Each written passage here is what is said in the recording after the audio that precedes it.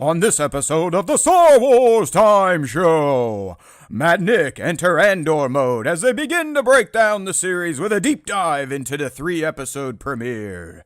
They'll also analyze all of the Celebration Japan news and what it means for the future of Star Wars.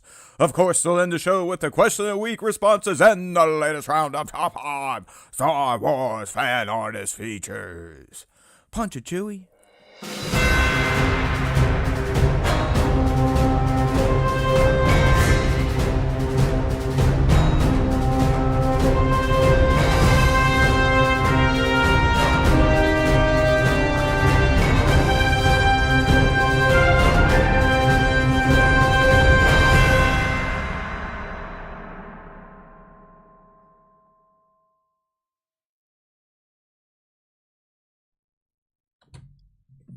All right, let's do this. Hey now! I wish I had the Neomos track playing right now because hot damn, is that a banger? We need one of those disco droids at SWTS HQ. Welcome back, everyone. We are in Andor season. Look, I even wore my shirt. See it? There he is. Wanted, dead or alive. Cassian, the man. Boy, has he changed in a BBY's year's time, right, Nick? I mean, obviously, we're going to do our patented, never to be recreated or copied, pirated, or stolen. I know those all mean the same thing. Deep dive breakdown of a Star Wars TV program. So hold your horses on that. We got to get through our regularly scheduled bullshit. Ask us anything. Pop culture talk. I know you want to hear our thoughts on Celebration, so we'll do some brief comments on that. But then the rest of the show is all about our man Cassian, the Ferrix 5, Mon Mothma at Chandrilla. What else we have, Nick? What are the other threads they got going? The Empire at the... Min Rao. Yeah, Min Rao. I mean, man, we had all these plot threads set up for the season, but also for the 3-episode arc. I know I was bitching a lot last week, but I'll tell you what. Now that I have consumed what Lord Gilroy has provided us, I hate to say it, I see his vision. I understand the release cadence, and I am here to suck his narrative straight from his body into my soul for the next 3 weeks. Nice.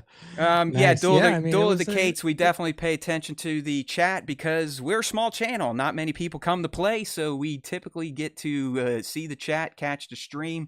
We will interact. Watch this. I'll even throw you up on the screen here so you feel heard and seen at the same time. This is the level of technology that we have here. Yes. We just can't figure out how to get our Make mics our and microphones audio work. to work, but we'll get there one day.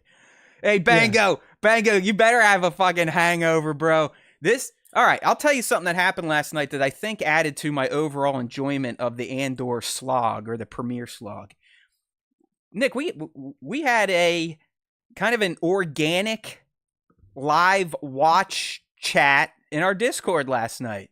I'd say there might have been like Nice. 5 or 6 of us that started around 9, 9, 10, and we were all just kind of shooting our thoughts in the spoiler channel, and it really made for a fun experience.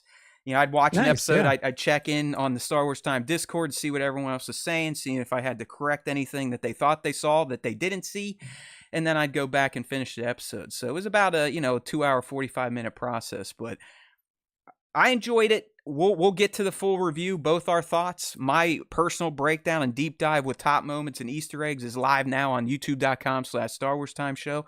I'd love to get some eyes on that because it seems like we're back in algo hell, at least on long form content. So help us out there. Duel of the Cates saw me on Beyond the Dune Seeds episode like a year ago and stuff. Well, good. Hey, Look at that. hopefully you stick around, Duel of the Cates. We're a little more lively and in your face than the Beyond the Dune Sea gentlemen. They're a little more low key Yeah. and PG. Connor and Seth have much better production value than we do, but we're a little louder. Right. Louder. We do it sometimes. live. We don't cheat and use Listen. cameras and edit and all that type of stuff. Yeah, who has time for editing and quality? Yeah, we're also yeah. not in the same room. It doesn't help that we live thousands of miles away. But anyways, we'll Yeah, get we there. live We got far all apart. sorts of Andor coverage coming in here. It doesn't look like everyone loves it. I'm sure Knockout must be a fan of Star Wars theory, but that's okay. We'll let them hate Star Wars. That's not for us. We're going to get into Ask Us Anything. We do it every week. We post them on our socials. You just got to find the query and drop those questions. Luckily, because we have so much to talk about this week, we didn't get many questions because it is an action-packed show. I mean, Celebration, not going to lie, did surprise me a little bit. They did save some stuff, under their sleeve. But yeah. Whoa, here we go. I'm trying to do two things at once, and that's definitely something that I can't handle. Our brains can't handle multitasking well. Yeah. We are a single focus type of podcast. Oh, look at Kramer saying Star Wars Times is better. I like that. Knockout, fair enough. Mikey's we all love old Star Wars. I just tend to like it all and not get too upset about this, that, and the other thing. All right, first question we got. I guess I need to display it on the screen so everyone can see it. That usually helps. This is coming from our boy Spencer. He was in the Discord live chat last night. But he's this is going to be for me and then maybe a bit for Nick there. But Spencer's asking thoughts on WrestleMania. I know Nick probably didn't carve out essentially his entire weekend to watch it because it was like Friday night SmackDown and the all-day coverage Saturday and Sunday. Here's the deal. I enjoyed it. WrestleMania is always fun. It's even better now that my kid's kind of in it. She's the one that got me back into wrestling. So anytime I can sit there for 4 hours straight with my kid and she actually wants to be with me now and interact with something that I still have a love for, yes, it's fantastic.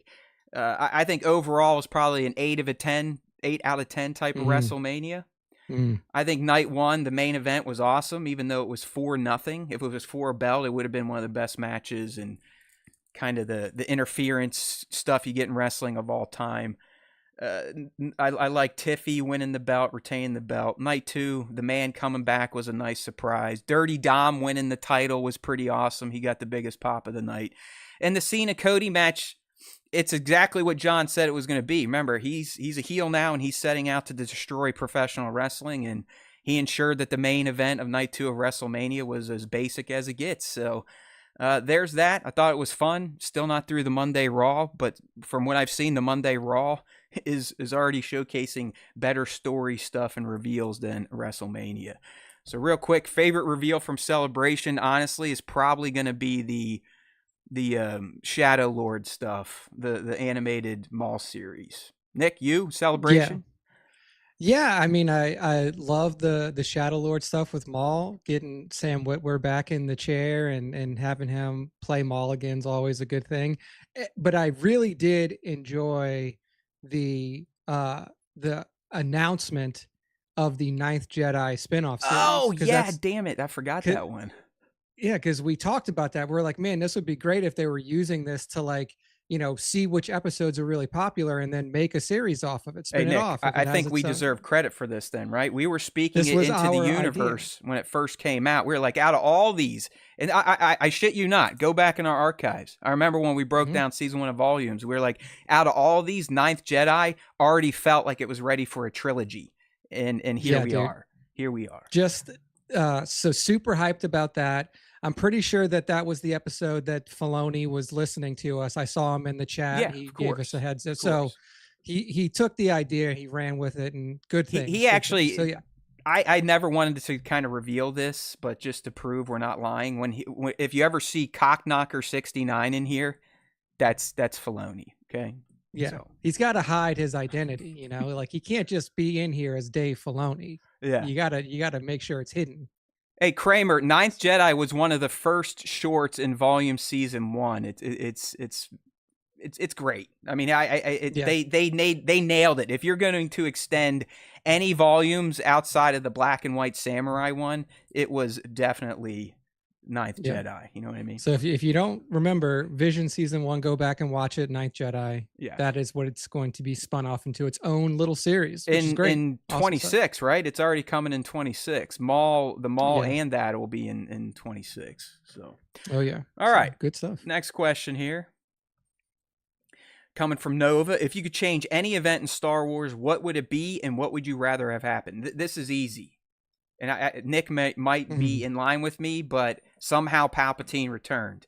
Let's fucking get rid of that. Let's keep them dead, and let's try to cook up new villains. Let's quit Yeah, recycling this nonsense.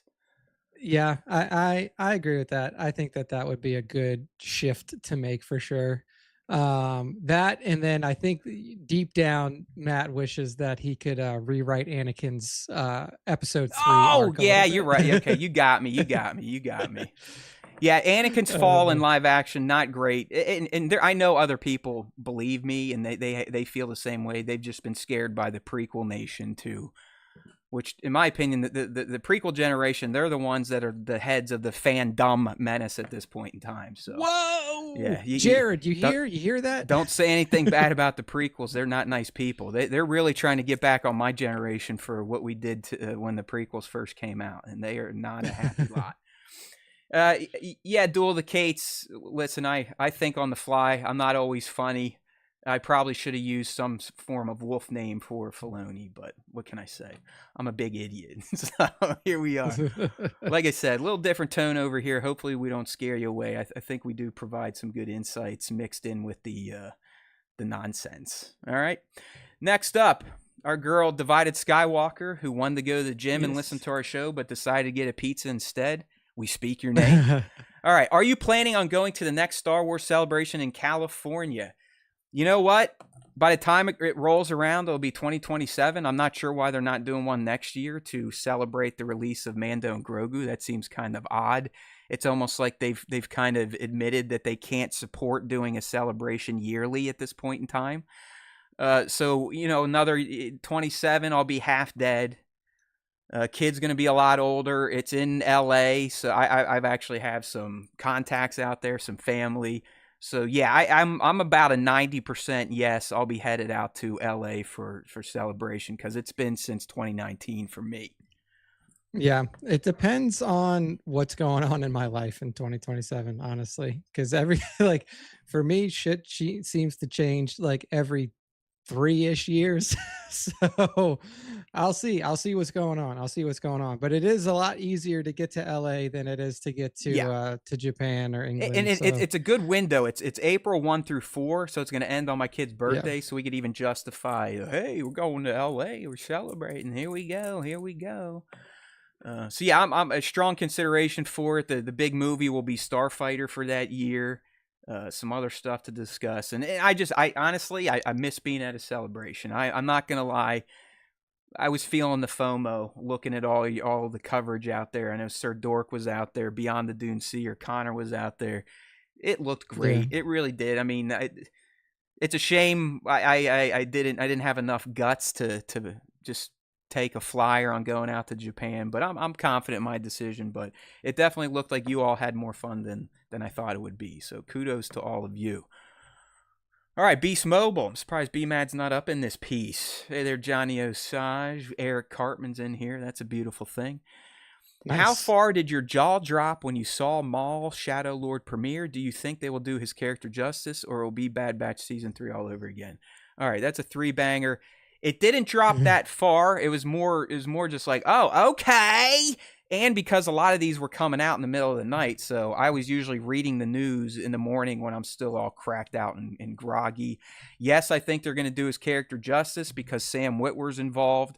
It's picking up soon after the end of Clone Wars season 7, so it's still kind of a fresh timeline for him and his criminal underground. And if he is taking on an apprentice and it's rumored to be a Twi'lek, it would be great to get that Talon connection actually canonized that George wanted to make for the sequel trilogy. So I do not. I think Maul is going to be up there with Clone Wars level excellence. Yeah, I mean, I think it's going to be good. Not super surprised either, like you. We knew that there was animation in the work. We just didn't know what it was going to be. We assumed that it might have been something around Ventress, since Ventress was brought back in season 3 of Bad Batch. She may be involved still. I mean, who knows? Her character could definitely be involved in that type of series. But yeah, not super surprised. And yeah, I mean, here's the thing: like, this is like Filoni's wheelhouse again. We're like right in his wheelhouse. So this is the era that he feels comfortable working in. This is a character that he's obviously had a lot of time to work with between Clone Wars and Rebels. And even, well, I mean, he wasn't involved in Solo, but even to have that little glimpse of Maul in Solo was cool. Um, so yeah, I think it's going to be done well.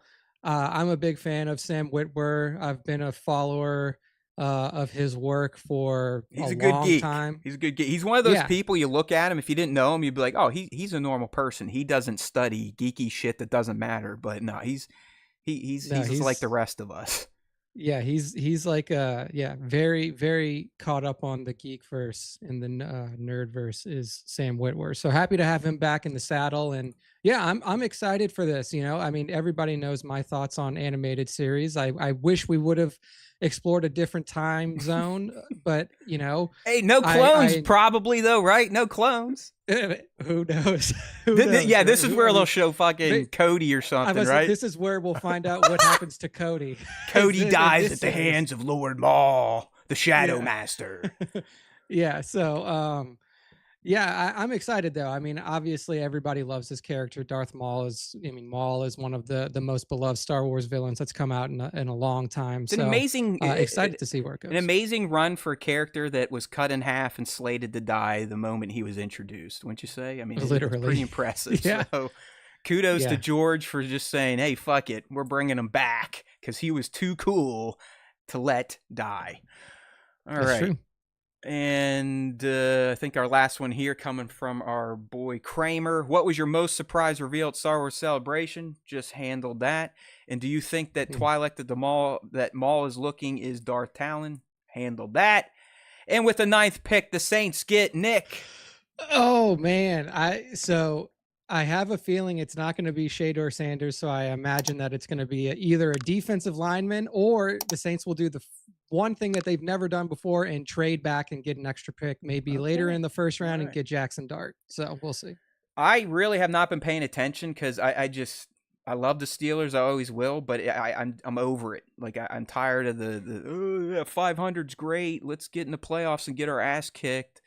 Mike Tomlin's a god. He is the Jesus of football. So I don't give. I hope they fuck up their 21st pick. I still want Aaron Rodgers. I want the whole draft to be shit. I want losing seasons. Enough is enough. We need change. Thank you. Okay. There you go. All right, so that's that for Ask Us Anything. Thanks for playing along. Like I said, if you want to get involved, these days, good luck on Instagram because no one sees our stories anymore. Like literally, I post a story. It's lucky to be seen by 10 people, sometimes 0. Not sure what's going on there. Don't really give a fuck. We post on our YouTube community, our Discord. So Discord's open. Link it right here in the description of this live stream. Catosaurus Rex, if you want to come around and play, we'd love to have you in there if we have not scared you away already. Good Discord right. community. It is. It's small, like most things with Star Wars Time Show. Nick and I, we're not packing heat either, but we like keeping things diminutive over here, if you know what I mean. All right, so a little pop culture talk. I got a quick one for you. You know me, I'm always good to watch at least one movie during a week. Actually caught 2 this time. On Monday, I went and saw Drop, which is actually pretty good. I didn't really know what it was about, but it's a nice little thriller suspense about someone airdropping threatening messages to another person in a restaurant. Pretty neat. But the one I want to talk about, honestly, Nick, it's already, to me, it's the best movie of 2025. It's one of the better movies I've seen in a long time, and that is Sinners, starring Michael B. Jordan, Haley Steinfeld, from Ryan Coogler of Black Panther fame. This movie is fucking excellent. I honestly thought it was going to be kind of a corny, like vampire, black vampire movie. Absolutely not. Absolutely not.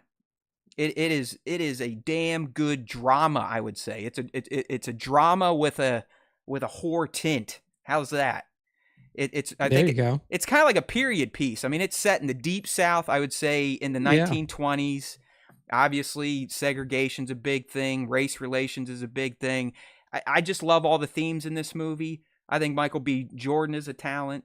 Haley was great. It's go. Support this film. Yeah.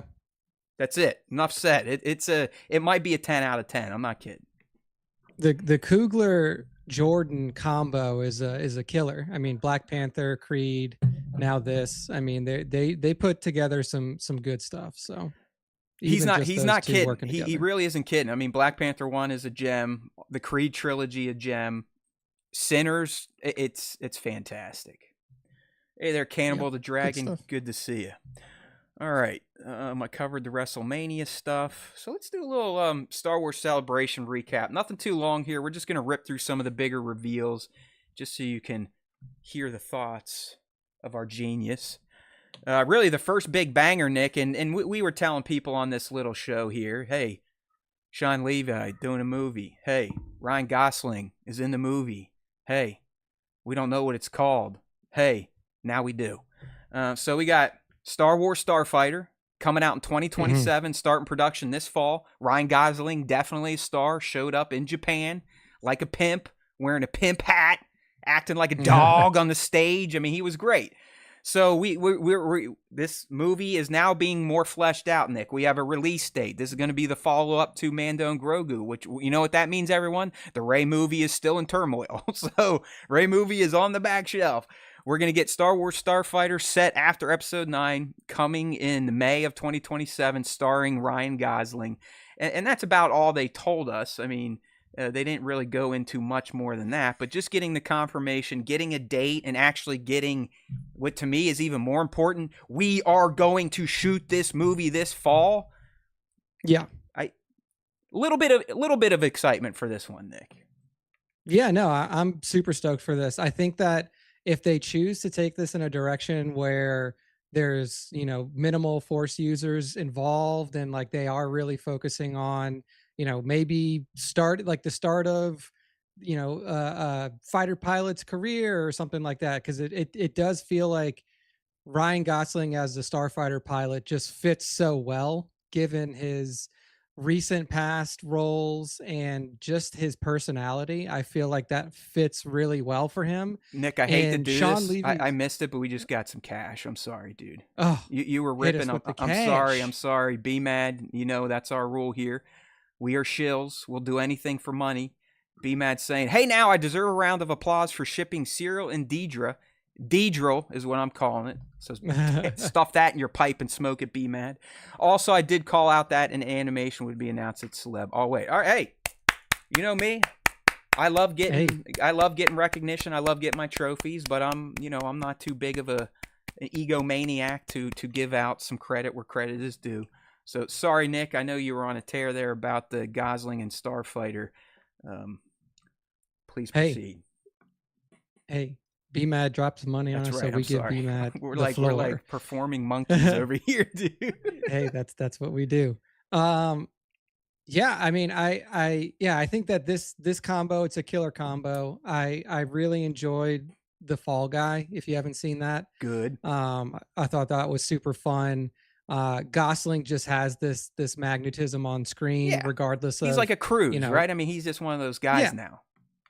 Yeah, he just like brings an audience in. He always puts on a good performance. So I'm excited to see what he can do in Star Wars, because I think that Star Wars needs a presence like his, like just high charisma, somebody who comes in and he can just light up the screen and really make people enjoy what they're seeing.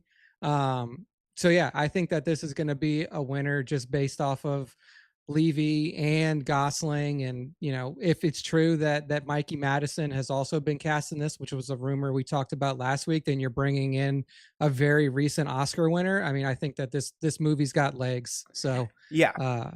Now, Nick, before we move on from this one, do you think this is repurposing the Rogue Squadron project that Patty was supposed to do many years ago, or is this something completely new but still involves a starfighter?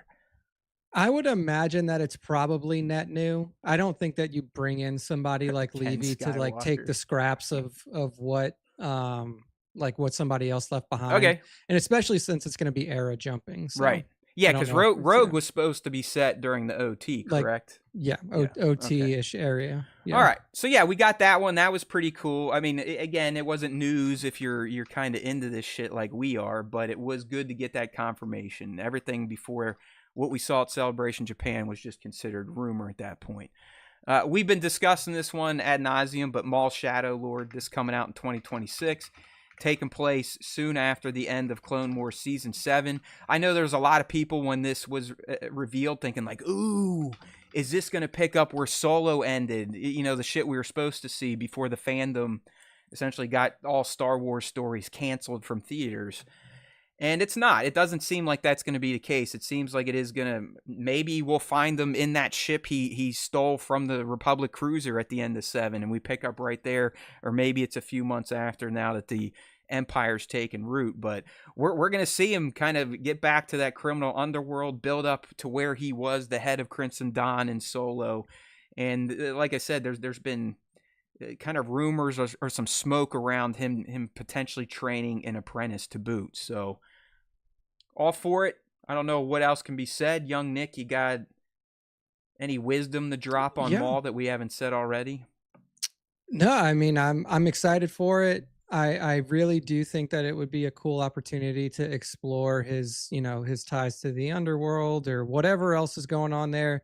It's a cool character that has a lot of different, you know, facets to it, and you got one of the best voice actors in the biz. Well, I mean, Sam's more than a voice actor. Sam's just a great actor all around. So he's Doomsday from Smallville. That's where he got his start. You guys remember that? Yeah. Smallville was a killer show, by the way. CW had some great like B-level DC shows back in the day.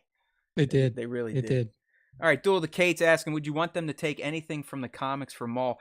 I don't. I thought the comics all predated this timeline, but I could be confused here. I know. There's. Yeah. I don't know if it was comics or a book that kind of covered him getting thrown in jail and the Mauldalorians breaking him out again. But that would have all predated the timeline of Shadow Lord. So, you know, Kate, I am always down for that. But just seeing how our animators and live action creators kind of treat written material these days, I wouldn't bank on it whatsoever. They kind of ignore that stuff, even the High Republic. So. Yeah, they don't take a lot from books and comics. Unfortunately, sometimes, fortunately, sometimes, but who knows? But yeah, I mean, I imagine that this series is gonna sit in between, you know, the last time that we saw him in Clone Wars and before his introduction in Rebels.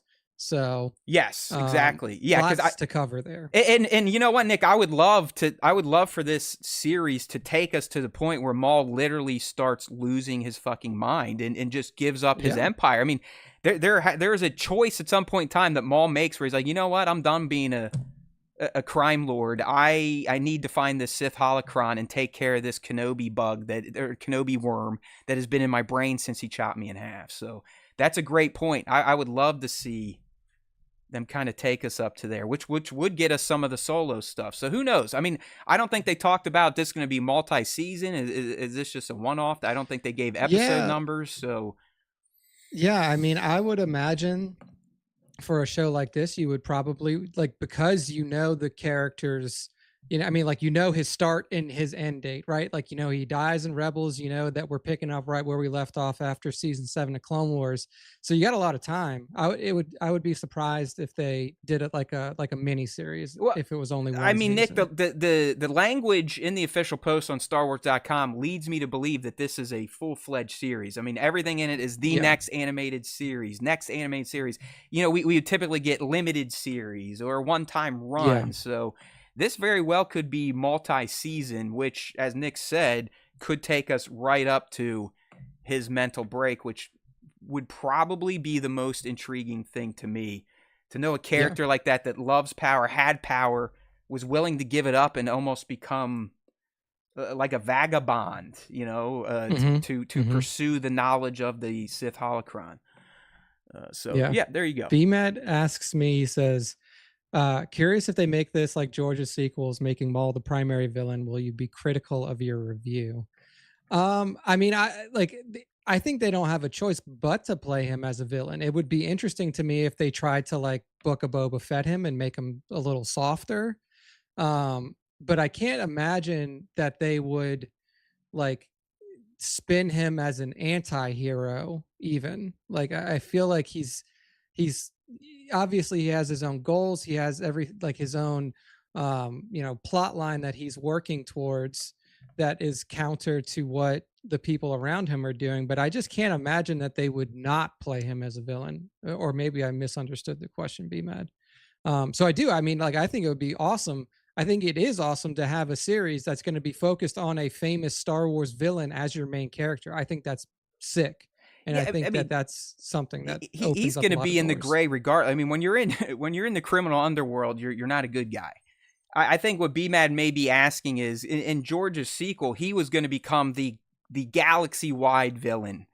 I don't think Yeah. that's the case with Shadow Oh Lord. no. No, I he's don't going to think be that they can. right. Well, no, Palpatine's the galaxy wide Yeah, villain at they this point in can't time. do that.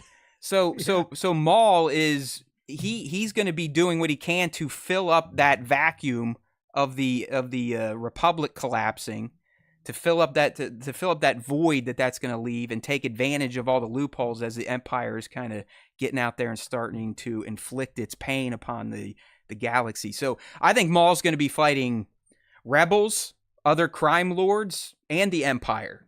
I mean, he's an equal opportunity offender in this series. Mark my words. Yes. All Yes, right. indeed. What the hell? Oh, yeah. Okay. We're moving right along through our celebration reactions here. Okay. Mando and Grogu. I mean, yeah, we all knew it was happening. It was good to get Yep. Sigourney there and kind of see her in her pilot gear. I wonder if she's piloting a B wing or an A wing, or if they're going to put her in an X. Other confirmations. John said, "Yeah, we're going to get Trapper Wolf, so Filoni's character is going to be there. Zeb's going to be there." But I think the big one that a lot of people were nah, I don't want to go there yet. We also learned that Din is going to be working directly for the New Republic, and his contact is Sigourney's, whatever she is, a captain, a lieutenant, or whatever. So we also saw a picture of him with his helmet off. Yes, on set. So I don't know if that was Pedro just getting some gas, or if that's going to be a scene here. But they kind of tease that Mando is not necessarily going to love dealing with authority, as we know that he never really has. He believes in his creed, and his creed is his authority. Now he's actually going to be working for government, and he's going to kind of have to do things within their scope, on their terms. So it sounds like him and Sigourney's character, well, they'll probably have some heated exchanges. But I think the other big thing here is that Filoni just came out and said, like, yo, there's going to be... No, that was for Ahsoka. So I'm not going to say anything further on that. I'll save that for Ahsoka. But the big thing was you got another sizzle reel. I wouldn't even call it a trailer.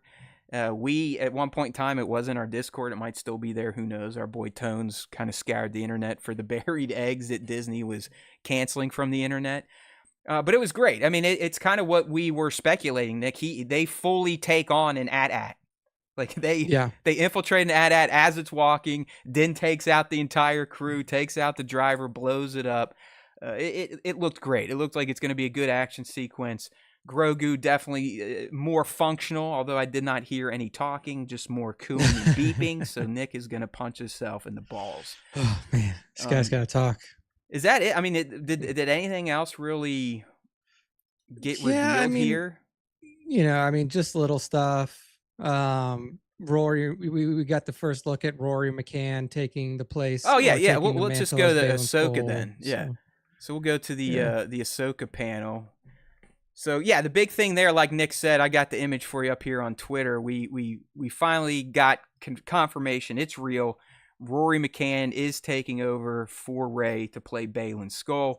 It looks like they had him kind of try on the costume.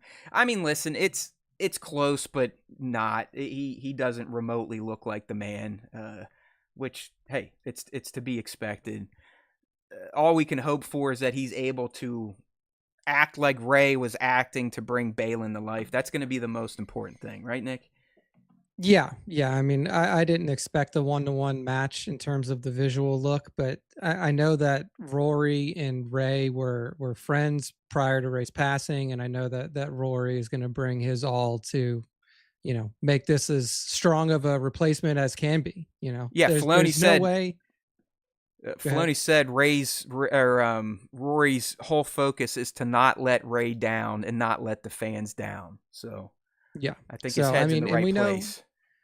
Definitely. And Rory McCann's a great actor. I mean, you've seen him in multiple things. Obviously, the most famous that you've probably seen him in is Game of Thrones as the Hound, but you know, strong actor, really taking this role seriously. So I think that he's gonna do well.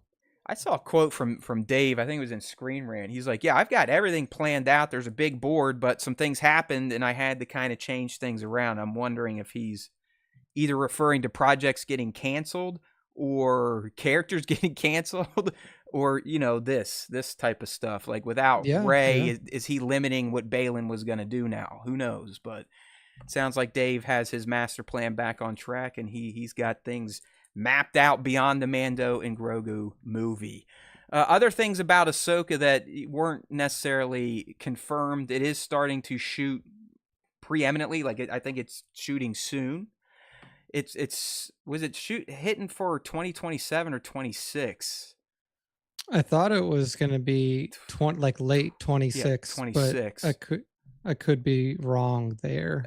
And really, we got the Rory stuff. The other big thing here, this is where I thought they were talking at Mando and Grogu, but Filoni was like, you know what? I'm actually going to give these fans something. They came to Japan, they waited in lines, they might have had to wear diapers. You never know.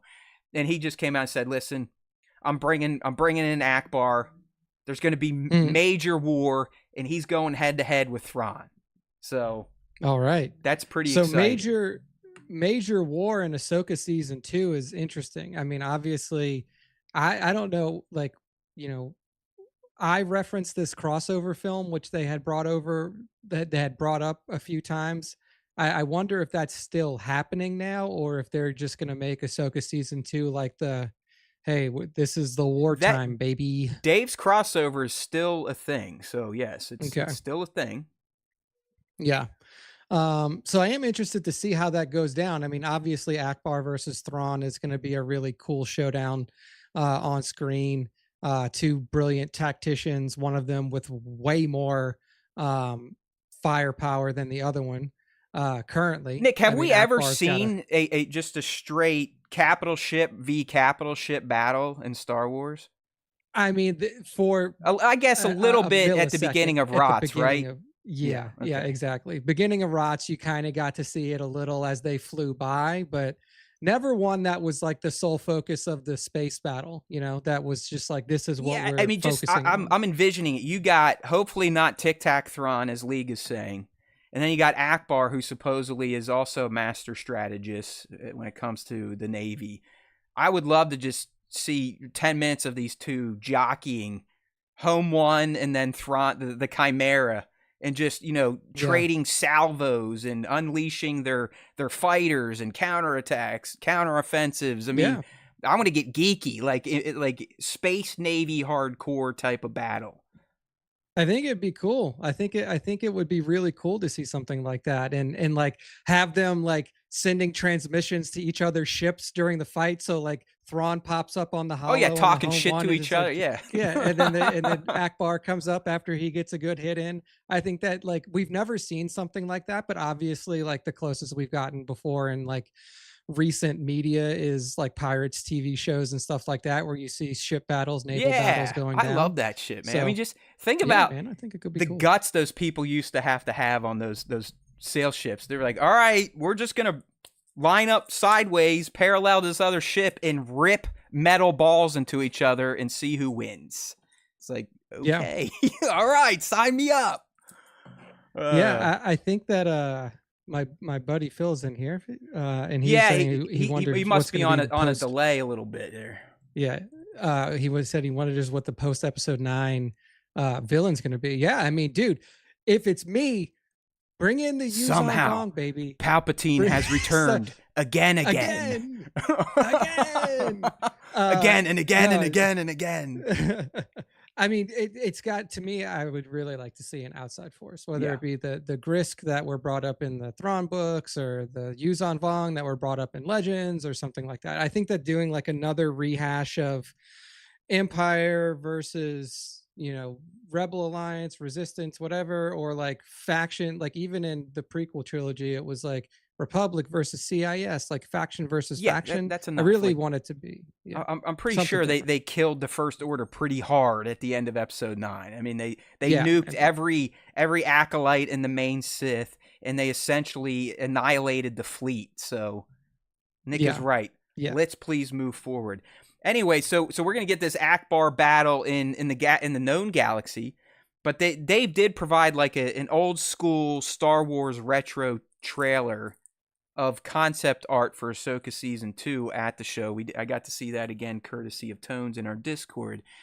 But Nick, it looks like the people on Peridia are going to be fighting like these giant mechanics, if you will, like mechanical beings on yeah, Peridia. And who knows if interesting. they're meant to protect the Mortis gods or if the Mortis gods release them. Who knows? But it looks like Peridia is also going to get into some big time battle scenes. Yeah, yeah. I mean, Filoni mentioned that the Mortis gods are going to have a presence in Ahsoka season 2. I think that we all assume that from the ending that we saw, given, what Balin was looking at, the statues, us knowing the connections there. So, yeah, very interested to see how they will handle the Peridia side of things versus the known galaxy side of things, and what, like, how they balance those two, right? Because right now it feels like the known galaxy side is probably like got a lot of shit going on. I mean, Thrawn just comes back in with Night Sisters and all this other crap, and then on the Peridia side, you're like, we still got a few people over there, but it's some really interesting open threads to close out Oh, over there that's as well. right. So Chopper does. He is wielding like a blaster rifle in that promo too, Nick. So, nice. Filoni promised the fans more Chopper murder in season 2. Well, We're we're gonna see getting it. some Loth kittens. Okay, Mortis Nice. gods are definitely confirmed. They're gonna have a presence. Which, duh. I mean, you can't Yeah. end season 1 with Balin standing on the fucking guy's hand and then just ignore it. And this is another one. Like, I don't know, Nick. I guess sometimes I'm cynical or I'm a pompous ass. But people literally losing their shit over Hayden returning. It's like, no shit, Sherlocks. Like, Yeah. what do you mean it's a surprise? Like, of course he's returning. He's literally Ahsoka's Force ghost now. Yeah, exactly. Like I think that the scenes that we saw in Ahsoka season 1 were meant to rebuild that relationship between those two. Yeah, And now that that's happened, having him back in a more meaningful way to guide Ahsoka, like, Obi-Wan Kenobi was guiding Luke, or any of those like parallels that you can draw, it makes total sense. I mean, Ahsoka's journey is still not finished yet, right? Like, she's still not like, okay, thanks for the 20-minute talk, Anakin. I I'm think I'm good. I'm good to Get go. out of my life, you So creep. yeah, I think that she still obviously needs some guidance. She still needs to figure out, what her calling is, what she's meant to do in this galaxy after, her time with the Jedi Order, working with the rebellion, everything like that. Like, Ahsoka is still on her own journey, and having Anakin at her side now is definitely going to be a key part to unlocking what is next for her, I think. So Yeah, and excited that he's coming back. I am too. Like, listen, I'm not upset that hey, I love Hayden. Like, let's go. Put him in the Vader suit as much as you can. We've been saying that for years. It's just like, it's like, real. I mean, like, am I just a jerk, Nick? Is that what it is? Like, do I just know too much, or and just think everyone else should know what I know? Is it one of those things? Is this an implicit Well, when bias we of tell mine? people when we tell people things and then they don't listen, it's just like, well, we That's told it. you. See, I knew I wasn't being a dick. It's the usual thing. It's like Nick and I screaming into the void. This is what you need to know. This is what's happening. And people are like, what is happening? Like, What? who are these Oh, people? look at this. Look at that. It's like, well, we've been saying that for months, people. It's like, hello. Thanks for reminding us that no one listens. All right. I'm just a cynic. All right, B-Man, I'll take it. I honestly think I'm just more intelligent than most people, and I can process media correctly, but I'm a cynic. All right, so there you go on Ahsoka. It's all sounding good. It's all sounding great. We talked about the Ninth Jedi stuff, so not sure there's much more to say outside of Visions Volume 3 dropping on October 29, and they have started a new program, Nick, that they're essentially going to have a whole venture that supports the Vision's universe to potentially have more spin-offs like the Ninth Jedi. So, Hey, that's great, man. I yep, mean, give creators an opportunity to tell their stories and then find those ones that really resonate and build them out, turn them into something. This is a vast universe. So happy to one see other where it point of goes. note, and it looks like in Volume 3 this is going to happen, but the guy that Kamiyama, who is in charge of the Ninth Jedi, did the Volume 1 episode, is saying that director Shiotane is making one more film this time, Child of Hope, and it ends with Kara's departure to look for her father in the first short film. So, Nick, it sounds to me like we're getting a Ninth Jedi sequel in October that is going to set up the long form series Yeah. in 26. Yeah. So awesome. Nice. I'm excited about it. I'm excited about it. I Nice. love that this is happening. And I think that they have found a really unique way to find new content and build out the universe in a very interesting fashion. So Excellent. Speaking about rebuilding or building out the universe, the last one that may be of interest to all of you is Lego Star Wars Rebuild the Galaxy is coming back for another season. And Ashley Eckstein returns as Ahsoka, and she's going to be playing like one of those squatty square Lego brick characters that you can make version of Ahsoka, which I think is fantastic. So I know it's not a serious series. It's a bunch of what ifs, but I thought the first one was great. You have like Surfer Luke out there, and it's just they can have a lot of fun. They can play with a lot of weird shit in this franchise. So I'm glad it's coming back. It's hitting September 19th. All episodes on D+. nice. All right. Well, we've made it, Nick. It is time We've made it. for the first Star Wars Time Show deep dive breakdown of Andor Season 2 of the season. We didn't know if we'd be able to pull it off. I thought I honestly was going to quit all this shit. I cannot explain how down in the dumps I was Monday and Tuesday, knowing what Nick and I were about to embark on, which is getting all 3 episodes watched, and then for me, breaking them all down, producing assets, clips, screenshots, full deep dive, long form video. I was like, why? It's going to be so much time. But I'll tell you what, we're here. We got through the premiere. And I have to say, I'm glad I'm doing what I do. This Andor premiere, S2, 1 through 3, was about as perfect as you could ask for. I now see why Tony is doing what he's doing with these 3 drops a week. It really is meant to be viewed as a movie. You could literally see the pace increase, the tension build from 1 to 2, the climax in 3, and then the payoff. And I just the narrative formula just works so well for me. And it really does feel like you will benefit if you watch this as a 3-episode block versus watch an episode, come back another day, watch an episode. They really felt like they're meant to be together. So as much as I bitched before this, I feel like I'm slightly recommitted to the cause. Andor premiere, at least my quick review before we get into the deeper dive and Nick gives you his thoughts. I really thought it knocked it out of the park. Sure, episode 1 was a little slow, but that's to be expected anytime you're starting a new season. You got to set up all the plot threads, establish the characters, kind of remind everyone who's who and where they're at. And the other thing you got to understand about this formula, my friends, every week we move a year.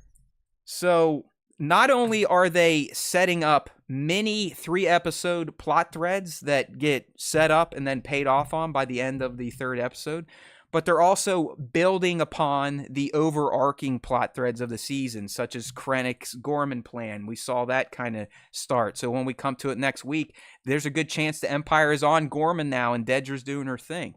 We set up the stuff with Cassian and those Ding Dong rebels. We set up the stuff with the Ferrix people having to leave Min Ra. It was very hard to complain about these 3 episodes from my point of view. I'm going to agree with Nick and some of you. The first episode, by far the slowest to get going, but I understood why. Episode 2, I was like, okay, Now I'm digging Cassian with these ding dongs because at first I thought it was a waste of life. Everything just got better, and then by 3, where everything's bubbling over, everything kind of comes to a head with that Neamos segment. It's brilliant. I know. I mean, I don't want to echo the professional critics because most of you think they're a bunch of blowhard idiots, anyways. But this is one series where I'm seeing all this hyperbole from them, like greatest ever. Lord Gilroy should be knighted. I'm like, you know what? Fuck, they're not wrong. So, zero problems on my part, Nick. How about you? What'd you think of this premiere? Yeah, I think that the 3-episode drop is definitely helps the cadence of the show. I wasn't able to watch all 3 of them at the same time, so I watched 1 and 2 back to back, and then I watched 3 today. So in my opinion, 2 was the strongest. I think that 2 did the best job of explaining through action what is eventually going to come with the rebellion, because essentially, like you were saying, like he's with these bozo Bunch rebels, of idiots. but like what that's showing is like he's like, dude, like at one point he's like, dude, we're on the same side, like Yeah. are you that, like what is going on here? And it shows you the need for organization within the rebellion, and what eventually becomes, like, instead of just these disparate cells, where something like this could happen, where like you have a well-known rebel who is like carrying out a mission for the rebellion, land on a planet that we find out is Yavin 4, and then gets in trouble with other rebels because they don't know what's going on. So I enjoyed episode 2 for that, because 2 was like focused on that. I think it did a really good job of showing like, okay, this is why we move past this like individual cell type of construction of the rebellion, and then move into like, hey, we need to fucking work together. We need to communicate. We need people to know where we are. So I enjoyed that plot thread. Episode 3, because I mean, it might have just been because I just didn't have time to watch it after 2, did feel a little long to me. Like there were moments in that one where I was like, all right, man, I don't know if I need to sit here and be at this wedding for another 5 minutes or whatever.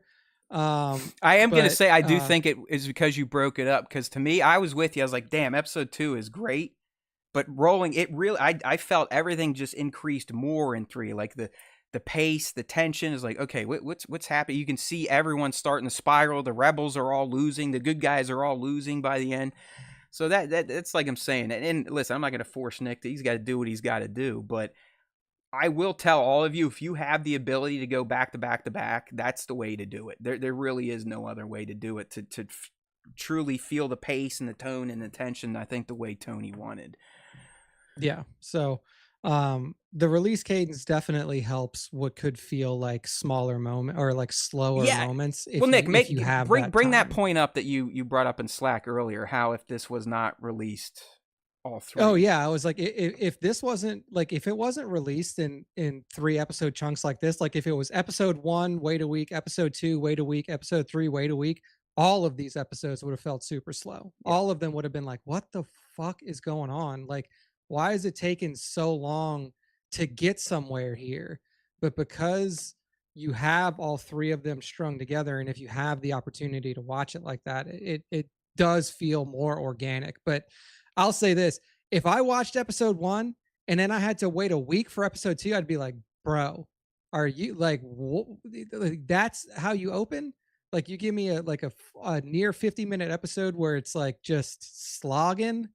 Yes. So no, they I definitely, I was with you. Like my notes on episode 1 were not looking positive to begin with, but you could, I wish I should just start sharing my notes, because you could see my tone changes. Like, okay, episode, all right. Okay, the idiots on what we now know was Yavin 4. This is actually kind of entertaining, seeing how Cassian has to deal with these bozos and kind of shadow lead them so they don't all kill each other or starve to death or become dehydrated. So yeah, I mean, I'm with you 100%. I mean, if they just dropped 1, I think a lot of people would be going like, wah wah, another Andor, wah, wah. Yeah, so I'm happy with the release cadence. I don't know whose idea it was, whether it's a collaboration between I Tony do and think it's Lucas Tony at or this whatever. point. He's like, no, this is how you fucks need to watch my stuff. So eat it. Yeah. Now the question obviously is like how many people are going to watch it that way, and like is it going to get its message across if it's not watched that way? So I mean it really depends on the individual person at this point, like how they choose to consume it and everything that goes forward from there. Yeah, so good stuff. I think we're off to a great start. I'm super excited to see what Cassian and the team is up to in BBY3 because remember, we're ticking things down. Andor season 1 was 5 BBY. Andor season 2 1 through 3 4 BBY. Which still and you know, this is why I probably am kind of an arrogant media consumer. But I was on Reddit this morning, and there's people like with long-winded explanations, like, "Yeah, you know, this is probably right around 4 BBY or 3 BBY," and it's like, "Hey, idiots, It said it. open your fucking eyes and brains! Like, what is wrong with people, man? Like, it literally, it's on the screen for like 30 seconds. 1 year It's later, 4 BBY." yeah, it literally said it. Oh my! It's Yeah. just like, So I mean, if it so like we know it's going year by year, and in legends or in what like people now reference as the Gorman massacre happens in 2 BBY. so we're So if yeah. they keep 7 8 9, mark it on your yeah calendars. That's going to be a yeah doozy run there, dude. yeah so not the next trio that's coming out. The one after that is going to be Yep. the banger, the one that's really No, gonna I gonna agree hit home. 100%. And by the end of it, you might have Mothma doing her thing, or maybe that's 10 11 12. But that's a good point there, Nick. So with that nugget in mind, that is 100%. The shit is hitting the fan on Gorman 7 8 9. I think Yeah, 4, 5, yeah, and 6. definitely. You're like I said. We're skipping a year. And Nick, we kind of got some answers about some questions we had preseason. We're like, how much time are they going to cover just in the 3 episode arc? Well, in this 1 through 3, 2 days, a weekend, Yeah, right? not a ton of time. Like So, it's a very condensed view. Yeah. and who knows if that's going to be the cadence moving forward? I mean, there's a chance 4, 5, 6. 4 could be January. Episode 5 could be June, and episode 6 could Yeah. be December. I Yeah. don't think they're going to do it that way because that is a lot of time to pass between short episodes. But it is cool. You get like a snapshot of what Cassian did, big things that impacted him each of these years leading up to Rogue One. It seems that is our formula. Yeah, absolutely. So I am interested to see how the next trio will handle the time, because I think given what Deidre presented to Krennic as her plan for Gorman, which is essentially, planting protesters amongst Yeah, the Gorman peaceful rebels. populace. Yeah. Yeah, among and then having that, like having them start chaos, which is, psyop shit that just Yeah, happens in the I real think you're world. on to something here, man. 4, 5, 6 is probably going to be that op, right? Yeah. So it's like you have to see the point to like you have to see what she's building there, right? Like you have to see the seeds that she plants and how that starts to percolate, and then eventually in 7, 8, 9 boil over to where the empire can now say, "Hey, the protests on Gorman have gotten violent. We're going to come in and quash Oh this," yeah. and then boom. It's kind of funny how this show is mimicking real life a bit right now. I mean, these first 3 episodes, it was kind of right in your face, unless it all went over your head. I mean, you had the Empire checking for literally illegals, visas, Yeah, right? that's what I was gonna say. Is like it was wild to me that like in a galaxy where you have free ability to move around, at least I assumed Not in the they're on Empire's Min galaxy, Rao. bro. Not in Yeah, the not in the Empire's Empire's galaxy. galaxy. But like this dude's on Min, like these people are on Min Rao, like do you live here? And he's like, what the fuck are you talking about? I live on my ship and I go wherever the hell I want to go. Like, Yeah. that's how I mean, like, obviously people have home planets and stuff like that, but Star Wars was never presented in a way that was like, oh, you can't just like pop into a planet because they don't want you there. Like, it always seemed like that you had the ability to kind of move around as you pleased. This was the first time where it was like, oh, are you not from Min Rao? Well, guess what? We're gonna arrest you. Right. Yeah. Like, Where are pretty your wild. papers? So I mean, yeah, that I mean, even the point you were saying earlier about the bumbles on Yavin. Think about real life. When you can have society fighting itself, factions, political parties, the people in charge can do whatever the fuck they want. Because you see what happened. Yeah. I mean, what I know it was a bit over the top on Yavin 4, those people literally playing rock, paper, scissors to settle debates.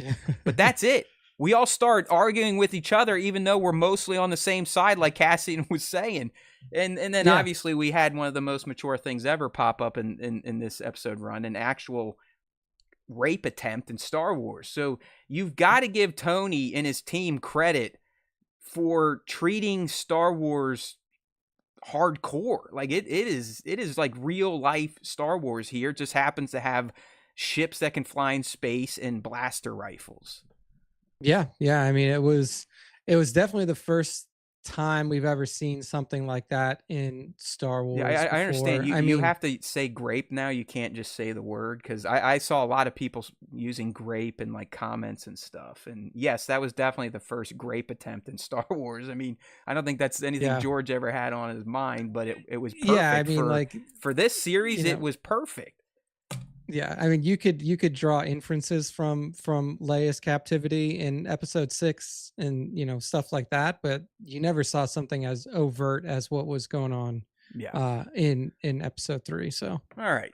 So the way we usually do this, I know I didn't quite intro it for the new people, but Nick and I, we start off giving our general impressions of the episodes, and then we kind of do our deep dive take, analyzing some of the top moments, and then going through Easter eggs and references. And then I have a section of my notes I always call Ha, just in case Nick and I don't bring it up during the show, or I need answers from the young one over there. So let's just go ahead and get into some of the top moments that I identified here. And the first one was pretty easy. I mean, we saw it in the trailer over and over again, and we even talked about how this is probably going to be a pretty excellent moment. And the TIE Avenger heist was better than expected, especially because I didn't expect him to be a complete idiot and not know how to fly it. So yeah. I loved everything from start to finish. I loved his talk with Naya and how she was a rebel on the inside, and he's like, "Yo, listen, you're doing great. Don't be ashamed of this." And Cassian's almost like a legend to her. All of it was great. Everything from their conversation to the escape, nuking that fucking range trooper with a turbo Yeah, laser. just a hole in the wall after he was done. The thing literally flies backwards. He's sitting there teetering on the cavern, about to fall over, and then he has a nice little kind of inner cavern dogfight.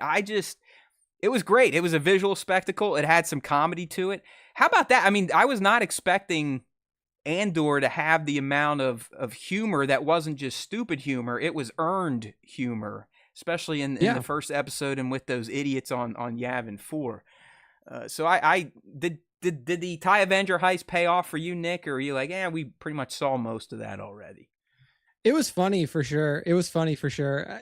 And I'm glad that they eventually came back and said, like Cassian said, like, this isn't even the ship that you told me I know. that I was going to be There's no flying. manual. Porco. Yeah. Fucking Porco's dead. Yeah. Like, so at least, because I was like, I was sitting there, I was like, how does he not know how to at least fly it? Like, he's flown ships before. Dude, he just guns it and goes straight backwards. Yeah, it He's goes like, straight no. backwards. Like, that's like some shit from Independence Day, like when Will Yeah. Smith first gets in the craft and he's like, they gave me the wrong directions, and he goes and hits the wall and then goes out. Like, so I appreciated that for sure, and I think that was Tony's way of being like, look, I'll give y'all some funny shit right up front, because guess what? Yeah. From here, it ain't getting any funnier. Yeah, stuff's Like, gonna it's get just gonna real. be, yeah, it's gonna be all serious from here on out. So that might be our only comic relief moment of the entire series, is right in the beginning, but they did a good job with it. And I thought it was hilarious too. Like, after he wipes out all the troopers, and he's just like, well, I guess I just have to blast my way through this door because there's no other way that I'm getting out. So he's just sitting there shooting holes from it, or shooting holes in I it, and you just see like it from the outside. It you was see good. that It was good range stuff. trooper show up, miss one with a bazooka. He's like, all right, reload, reload, reload. Then Cassian's just like, charge, charge. Bam! It literally is. It's like a mini Death Star turbo laser, just Yeah. vaporizes the dude. I was like, that's perfect. Yeah. That was perfect. So League says, I would like to know what the heist was all about. Why was the ship needed? So Listen, from what I could gather, it's a prototype tie ship that could screw them up. So yes, they want to take it and either learn its secrets or remove it from their plate of weaponry. yeah, that was my assumption too. Is they're like, well, like we know it's a new ship, so we want to get our hands on it to see what weaknesses it could have. Because it never really makes it into the full fleet, right? The Avenger kind of, you never really see it again. No, it like, I think that maybe, I mean, no. I mean, Vader's Advanced is loosely based on it, at least the wing structure, but the cockpit's different and stuff like that. So it definitely got iterated on, but it was never a part of like the fuller naval fleet of the look, anything Luthen can do to stick stick a stick in the spokes of the Empire's wheel. That's what he's doing. You know what I mean? So, yeah. I mean, clearly Luthen was involved. I love that he was on Chandrilla just so we could see how nervous he was. Like, crap, all my plans are, you got this idiot Tay Colma's going to rat us out. I don't know what the hell my boy Cassian's up to. We can't communicate with everyone. Clay is freaking out. She's like, I'm getting the hell out of here, you idiot. I don't even know why you brought me here in the first place. I'm going back to the shop so we can dial in and get on those comms. All right. Next top moment I had listed, at least for me, and Nick, if you have any that I missed, please let me know. And I know some of you might have tuned out and be like, man, this is kind of dumb, but I'm sorry. I absolutely loved watching Krennic and the Empire plan the systematic destruction of a planet and its people as if they were talking about taking a beach vacation. They're like, oh yeah, hey, let's play the Gorman Taurus video so we know what's going on and all that fun stuff. And then Krennic's like, hey, by the way, we need that calcite, and the fracking we're gonna do is probably gonna blow up at least 9 cities and possibly not a million people. Relocation would be ideal, but I'm open to other options. And it's just like no one cares. No one's like, oh, this is screwed up. I mean, they're celebrating taking over this planet to get the resources for. I love this. I love that they have now called the Death Star Palpatine's unlimited renewable energy initiative. It's like, get the fuck out of here. He like you said, he literally says we have to figure out a way to get him unlimited power. Yeah. And if you hear him, he's like, we need it to coat the lenses. It's like, oh, okay, yeah, it's an energy initiative, right, guys? But it's just, you know what I mean? Like, it was a dialogue heavy scene, but Krennic is in there. Mendelsohn is awesome as that character. But just like the nonchalant attitude of all these people discussing genocide is pretty impressive to see. Yeah, I mean, it's the absolute callousness of the Empire to be like, we could literally, like, they don't even have to do what they're going to do. They could literally just land ships on that motherfucker and be like, look, we're gonna strip mine you, and there's nothing you can do about it. But instead of just doing that, which they've done in other places, like we saw them do it on Jeddah. Did you hear early on though, Nick? They're like, yo, Gorman is pretty politically powerful, so we're gonna have to be careful about this, more or less.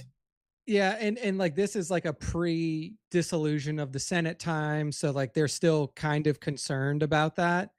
So they do have to like semi-play a political game, which is why they're going to use psyops and try to plant distrust amongst its own people. They have a Ministry of Enlightenment. Do you know where that came from? Look it up. Was it Nazi Germany? Yes, literally. Pretty much the same thing. Yeah. So it's I mean, the level of callousness that was present in that room when you actually know what they're talking about. And like, as a casual viewer, you probably don't. Like, you're just watching this and you're like, oh, well, this, like, what are they going to do? Like, knowing that a massacre is coming and knowing what happens on Gorman, you're like, this is absolutely disgusting what's happening here. Yeah. So yeah, I mean, But the level of callousness was disgustingly unbelievable. enjoyable to watch. I guess I love watching bad people be bad, and these are awful Yeah, people. They're not just bad; they are awful. yeah, They're yeah, actually absolutely. awful. So excellent stuff there. All right, another top moment that tickled my fancy, and this is pretty much the rest of my top moments. I'm sorry, I doubt Nick got this kind of excited about this, but from the moment Cyril hit the screen as a boss, and he's literally bragging about finding accounting errors, like he took down Cassian himself on Ferrix. I was like, I'm here for this guy. Here for him. He is the most unique Star Wars character ever, right, Nick? Like there is no other character like this dude. Yeah, yeah. I mean, I think that like it's easy for me to tune out when he's on screen, I love him. but it is very interesting that they've like given him and Deidre their own little arc, and I'm interested to see where it goes, especially considering even in this first arc, you can already see how uncomfortable Deidre is with everything that's happening. Like she's like, I don't want to do like I don't want this What? job. And So to her it's because of her Axis obsession, which we know is Luthen and yeah, the Rebels. But Nick, do you yeah. think this is kind of leading down towards our speculation that one of these two breaks good and it's probably going to be Dedra? Yeah, I mean, because what the fuck is Cyril doing? Like Cyril's sitting there in the He's bureau of he's a whatever it was kept called. man now, and that was leading into my next top moment. I cannot believe Tony went right to shipping Dedra and Cyril. Like no questions asked. They're together. They got together in the past year. He's living in her apartment. They're avoiding his mom. I'm sorry. These two on screen together, to me, is some of the most fantastic and unique and bizarre Star Wars content ever. And only a Yeah, man like Lord Gilroy could pull this shit off. it's like I watched that and I was like, I don't know. Like, is it because both of them are just so bad at human interaction that this is the They're only perfect person for that they each could other, man. possibly end up with? But yeah, I was like, I thought it was funny how they gave them their own little side plot, and we'll see where I that love it. goes. I absolutely Assured, love it. assuredly, like if this doesn't end in Cyril selling this girl out and her getting executed, then I don't know where it's going, because there's no way, in my opinion, that like what would cause Cyril to break good? Like he works in like No, I agree, the Nick. That's why I think if either of these two people have a shift, it's going to be her. yeah, and like Which is you can which is already going to be see it hard with her. considering she went to Kinderblock. Literally Yeah, Kinderblock ran by the Empire. It's like, man, yeah. So she is literally a Hitler Youth in Star Wars. yeah, like she's been in it her whole life, but I do think that it's eventually going to be him selling her out, because all he sees is what's in front of him and hears what she's telling him, but he doesn't realize that she just killed billions of people on a planet. Like, Did you hear her like, when she was dressing down his mom? She's like, "Yo, listen, yeah, I've got him on a program or something like that. Like, don't worry about yeah, it. I've got a program for this guy, and now you need to shut yeah. the fuck up." So that, So yeah, when you start from that level, the only thing that can happen from there is a power dynamic shift. Because if it just stays the same way the whole time, it doesn't have as much punch. So it will be interesting to see when Cyril starts to take the upper hand in that relationship. all right. Well, I'm not getting off this train, Nick. So my third top moment involving just these two is when they're getting ready for Edie's arrival. The best part, and Denise Go should get an Emmy for this, when she's looking in the mirror trying to force her evil and just emotionless character to smile, and it's so painful to see her do it and awkward. I love it. I mean, Denise in general, if you just look at what she does with her face, Nick, when she's acting, Yeah. she's like perfected this snarl, or like this, I don't want to call it a mean girl look, but it's just like this. She can furl her lip and curl her nose, and you can just read Mhm. her mind just looking at Denise's facial performance. And Yeah, absolutely. She definitely has the ability to do that. And that's why like I loved the subtlety, even though she didn't speak a lot in that board meeting when yeah, they were discussing yeah, Gorman. Like you you could, could read her. You could read her like a book, like yeah, Krennic said. yeah, you could see it on her face that like this is, yeah, It's yeah, like she thinks absolutely. it's child's play. She says, this is beneath me. I'm chasing this Axis person who's one day going to create a rebel alliance, which she is right. But yeah, she is Denise, and I guess why we're on this tangent of applauding the performances here. I mean, really, the whole cast just fucking killed it.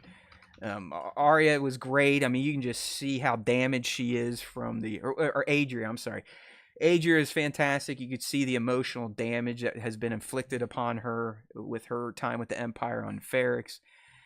Diego was fantastic. The dude that plays Wilman, I mean, literally, there's not a bad actor in this show.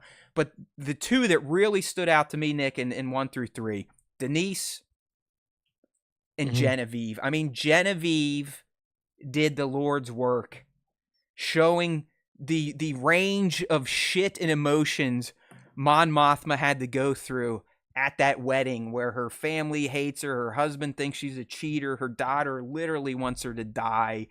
Luthen's on her ass because her longtime childhood friend Tay Colma is a loose cannon now.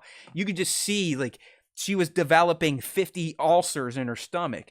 And Genevieve, Yeah, just like Denise, was able to emote most of that through physical acting, not yeah, really line delivery. So these two women, I think, were just the absolute knockout stars yeah. of the I premiere. mean, and I really do feel like for a show, and everybody knows my opinion on the name of the show, for a show that is called Andor, he is almost like a secondary character in what's happening. Like he's not even the lens through which you're seeing the narrative play out. Like he's I just like, kind of like that, though, don't you? Outside yeah, of the no, title mismatch.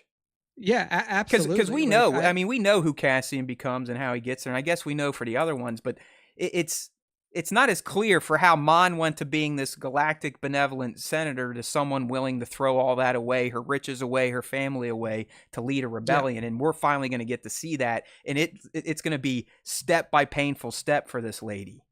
yeah, exactly. And like the same for Deidre. In my opinion, even moving forward from the first 3 episode arc, the two most interesting characters are the two that you named, are Deidre and Mon Mothma. Like Thousand, those are the two characters yes. that have that you're literally going to see them disintegrate in front of your Mm-hmm. eyes. Like Cassian's just going to be Yeah, Cassian, and he's going like to get he'll colder and have, colder. I mean, and become that yeah, guy that's willing, without hesitation, to shoot other rebels for sure.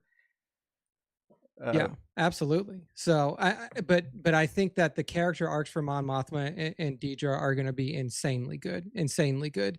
Probably the best of the series, depending on how things play out. Deidre specifically, I just can't imagine what like the mental gymnastics she's going to have to put herself through, and then the eventual like realization moment that like she perpetrated genocide on an yeah, entire she's a culture of people. monster.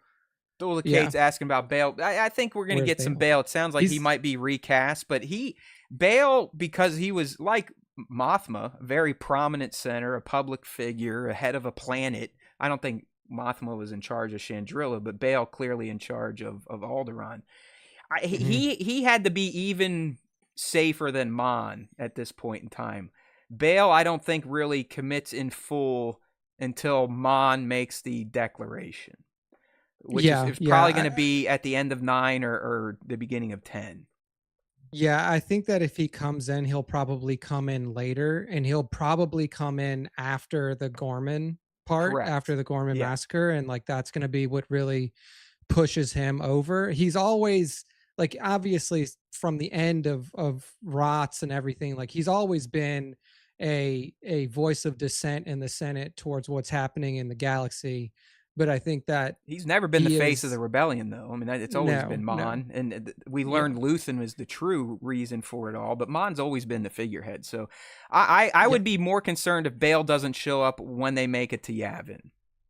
Yeah, after that time. So In League, yeah, we'll that see. rumor is what I have seen too. Ben Bratt taking over for Jimmy Smits as Bale in this, which is going to be odd considering Jimmy That's Smits is in Rogue One and looks like Jimmy Smits, and now we're going to bring in a yeah. new guy that I guess they have the I mean, same tinted skin maybe, but I would say they look similar-ish, you could say, but I mean, it's not really that close. I mean, Benjamin Bratt's a good actor in his own right, but like, yeah, like we get Bail Organa through the prequels, then you get Bail Organa in Rogue One, and then you have Kenobi. Jimmy Smits's Bail Organa in Obi-Wan Kenobi, and then you're Yeah, gonna watch this it's and be like, either who the fuck's this guy? it's either Smits has unfortunately like passed on and is dead and no one knows, or he has a condition, or he's like gained 5,000 pounds. Because I don't know how you don't try to make that work, but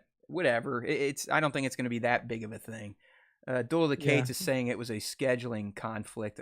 I could see that. I yeah, mean, I could see Tony saying, yeah. you know what, tough shit. When Tony says go, we go. Yeah.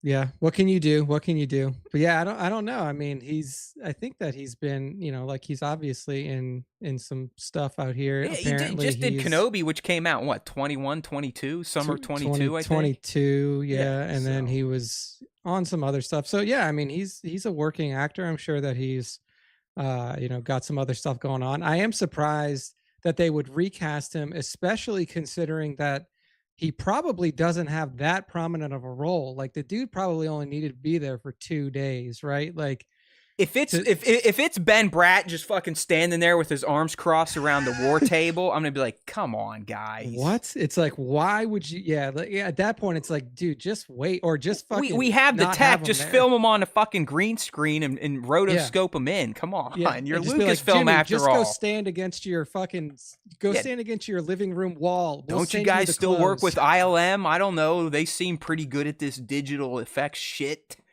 It's Yeah, like, so so we'll we'll see. see. We'll see what We'll happens. see. We'll see. I'm a big fan of Bale too, but I'm not going to let his absence quite ruin this yet. And I don't think it really would ruin it for me. No, Like Nick no, said, no. it should be called Mothra. The series should be There we called go. That's Mothra. right. Okay. That's right. Sounds like something out of Godzilla. All right, so I know we got on a little side tangent there, giving our flowers to Genevieve and Denise, but I am going to continue with my top moments, and like I said, it's all Cyril and Dedra, if you will. When the mom shows up, in particular, just her being a piece of shit and just an evil parent, but then watching Dedra just put her in her place. Like this lady, that little lady seems so strong, so arrogant, so confident in herself and what she's saying. And within 30 seconds, Dedra destroys that veneer. I mean, just cuts her down to nothing and says, listen, if you want a relationship with your son, this is what you have to adhere to. And there was no bullshit. She cut her off even when Edie was trying to like, whoa, and she's like, no.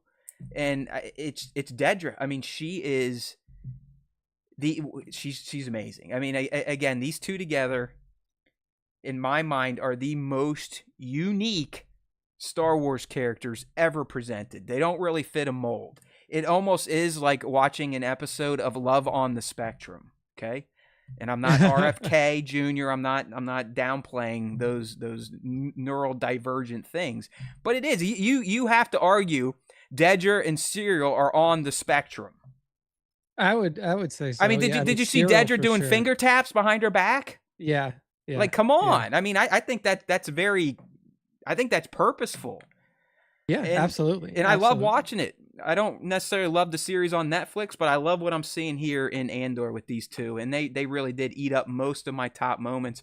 The last one is the only one that didn't feature them. And it was really I thought the end of E3 was beautifully done and very artistic in the fact that as all this horrific shit is happening to Cassian and the Ferrix 5, to Mothma and Vel on Chandrilla, what's the music playing? Literally Star Wars club techno music. Like it's this super upbeat Neomos cut from season 1. I mean, look at Bix on the TIE Avenger. She literally looks dead. She's the Walking Dead.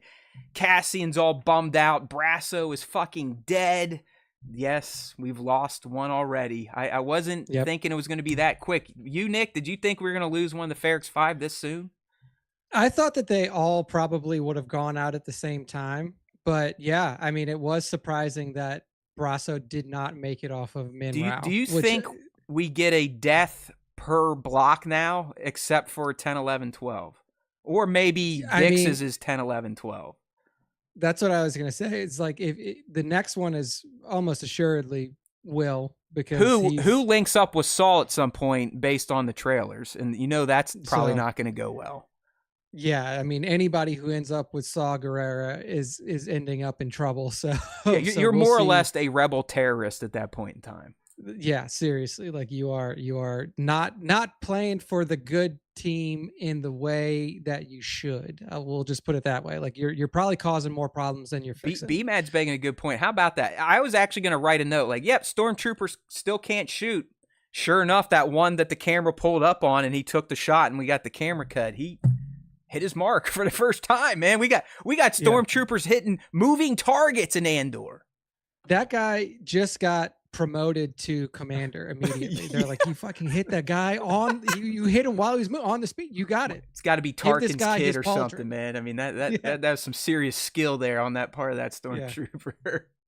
So good stuff. But yeah, I mean, Brasso had to die. Really, I think it was it was an earned death. I know a lot of people were confused, like that they thought Kellen and them turned on them. Absolutely not. Brasso made that commotion to give the Min Rao people cover. Yeah, to protect them. Yeah, a lot of people were like, "Oh man, I can't believe that." No. That was all purposeful. That was Brasso kind of giving himself up so these people wouldn't have to deal with further horseshit from the Imperial inspectors. Yeah, well, because like, what would have happened if Brasso's like, "You caught us. We're hiding out here, and they're helping us. Right? They're all dead. Like, shoot everybody. Yeah, you just take them all out." So he's like, dude, I know that we're done. Like we're toasted. So the best thing that I can do now is try to protect these people from getting toasted and just eat whatever's coming to us. So yeah, I don't think that he was like they didn't actually. B-Mad's still not believing me. Kellen had because Kellen's like, damn, dude, you're all right. Kellen was like, I know what you're doing and I appreciate it. So yeah. But yeah, I mean, listen, Brasso earned it. I think he probably was the right one to go first. Him and Cassian, best friends. Cassian wasn't there to help him. Came in a little too late in that Avenger, even though it was kind of a cool attack swoop there. But I just love. I mean, like I said, it was a great artistic choice on. I think it was it Ariel Kleinman. I forgot who directed it. I know Tony. Yeah, Ariel Kleinman. Yeah. But I just love that, like this bubbly, super kind of positive dance music was the backtrack for Cassian kissing his friend goodbye, letting Bix know Brasso is dead and that they need to leave. They really have lost everything that they had on Ferrex, now on Minas Rao. They're right back to square one.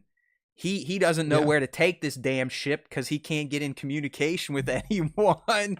Cinta is taking Mon Mothma's best friend to be murdered because he is getting a little loose in the lips. It's just all while this is happening. And Mon herself is fucking hammered, losing her mind on the dance floor, all to this beautiful music. So I think so everything that was happening to Cassian was like definite, like, it wasn't happening as viscerally to Mon, but she realized like, oh, everything is falling apart now. Like, it's Mon was like, not. There's a reason she got hammered. She was like this. Yeah. She's like, I know exactly what Luthen is gonna do now. My daughter fucking hates me. My husband thinks I'm a cheater, and who God knows what he does. And just think about. I mean, think about the stress that would bring on a human to literally be planning a galactic-wide rebellion. And you're in the fucking Senate, and you're one of the most prominent senators in the galaxy. It's just she's breaking, and that dance, that was a break, dude. I mean, she lost it. She lost it. Like that again. Like speaking of like final moments of levity, final moments of revelry. Like that's it. That may be the last one for Mon. I think you're right. That's the last one. Like there is no more joy for her. No, she realized like, okay, I tried to talk my daughter out of this wedding and she said, go fuck yourself. Yeah, rewatch. There's like 3 stages of her dance. It starts out where she's just like, I want to die. And then by the end, as more booze is in her, she's just more frantic, waving around, bouncing around in circles. League actually brought up a great point about everything on Chandril, at least culturally, Nick. You notice it all revolves around the circle. They dance in circles. They got married in a circle. I don't know what the hell that means. I necessarily don't really care, but I thought it was an astute point by League, and I like giving credit where credit is due. Be mad. Buddy will die on the right side of his. Yeah, I guess. I mean, Tay dies off screen, right? Like that's it. Tay's gone by because we're moving a year. We knew that was Cinta, so even Vel got slighted at the end of episode 3. All right. So there's some top moments there. Nick, did I miss any that you wanted to discuss, or you want to get into some eggs and references here? I just loved it, like when they were trying to move the TIE Avenger. When they had all the ropes tied to it, they were like, it's going to take them till midnight to move it 5 meters. So there's no fucking way that they're going to get it. Like, it was just hilarious. Like, I just loved all that stuff. Like that, like the comedy of errors between the two the rebel faction that eventually splits in half. Like, I just loved that whole scene. All that interaction. I'm not gonna lie. In episode 1, I was annoyed with where Cassian ended up. I was like, okay, what are we doing here? Like, what is this dumb shit? Porco this, Porco that. They blow up Cassian's other ship. Their brother stole their ship. Their leader, Maya, left. I mean, I know we got the connection to season 1 with Maya Pei. But I was like, eh. But yeah, by episode 2, when they all start fighting each other, and they're literally like, hey, you! Eat shit! They're just yelling at each other from across a distance. It's just like a bunch of dopes. Great. And then, dude, it was to settle their debate, they play Star Wars rock, paper, scissors. It's like, what the hell? It was nuts. It was nuts. But again, like, it goes back to like, this is who you're trying to take down the Empire with. That's what you're working with, people. And Cassian, the whole time, you can tell he's just sitting there like, he just wanted to face palm nonstop. He's like, hey, you guys might want to collect this water. It's not raining all the time. Or do you have food? Have you set up a perimeter? Like, you can tell Cassian is so much more a leader and thinker now. Yeah. Now that he's, a year into his rebellion career. So you are right. I went from hating the Yavin 4 storyline to absolutely loving it. And the cherry on top, obviously, was the reveal at the end. I thought that was fantastic. Yeah. It's like, he's been on fucking Yavin 4 the whole time with these dipshits. Yeah. It's like, dude, you're going to end up fucking 200 yards down the forest walk. Like, there's the temple right there. Yeah. So it's like, I don't know if they're trying to set up the, like, Cassian accidentally discovers this location, or maybe these idiots they're still on there all these years later when the rebels show up and they're like, yeah. Oh, hey, how you doing? And they're basically Lord of the Flies Society at that point in time. So who knows? But I agree. I warmed up immensely to the bumblefucks, as we'll call them. All right, so let's run through a few of the Easter eggs and references here, and then I think we'll be about done with this deep dive of Andor S2 episodes 1 through 3, the premiere ones. Okay, so I was getting nervous in the first episode. I was like, shit, there's a lot of eggs and references here. I hope this pace doesn't keep up, and luckily it did not. Easy ones, obviously, right to start things off, we get the TIE Avenger, okay? That was first featured in the X-Wing and TIE Fighter games from yesteryear from LucasArts, okay? That was neat, but we knew it was coming. I did really appreciate, Nick, getting to see a Sienar facility. For those not in the know, Sienar Fleet Systems, that is essentially the family dynasty that has invented the TIE ships. They're the ones that produce them, and clearly they were working on a new model at one of their facilities, so that was a nice little reference in universe there. We talked about him. He sucks with bazookas just as bad as his brothers suck at blaster rifles, but we did get a range trooper on Sienar Planet 73. Glorious death, though, I mean, you can't ask for a better way to go out than just complete evaporation. He got wiped out. Yeah, I mean, honestly, that dude didn't even feel it.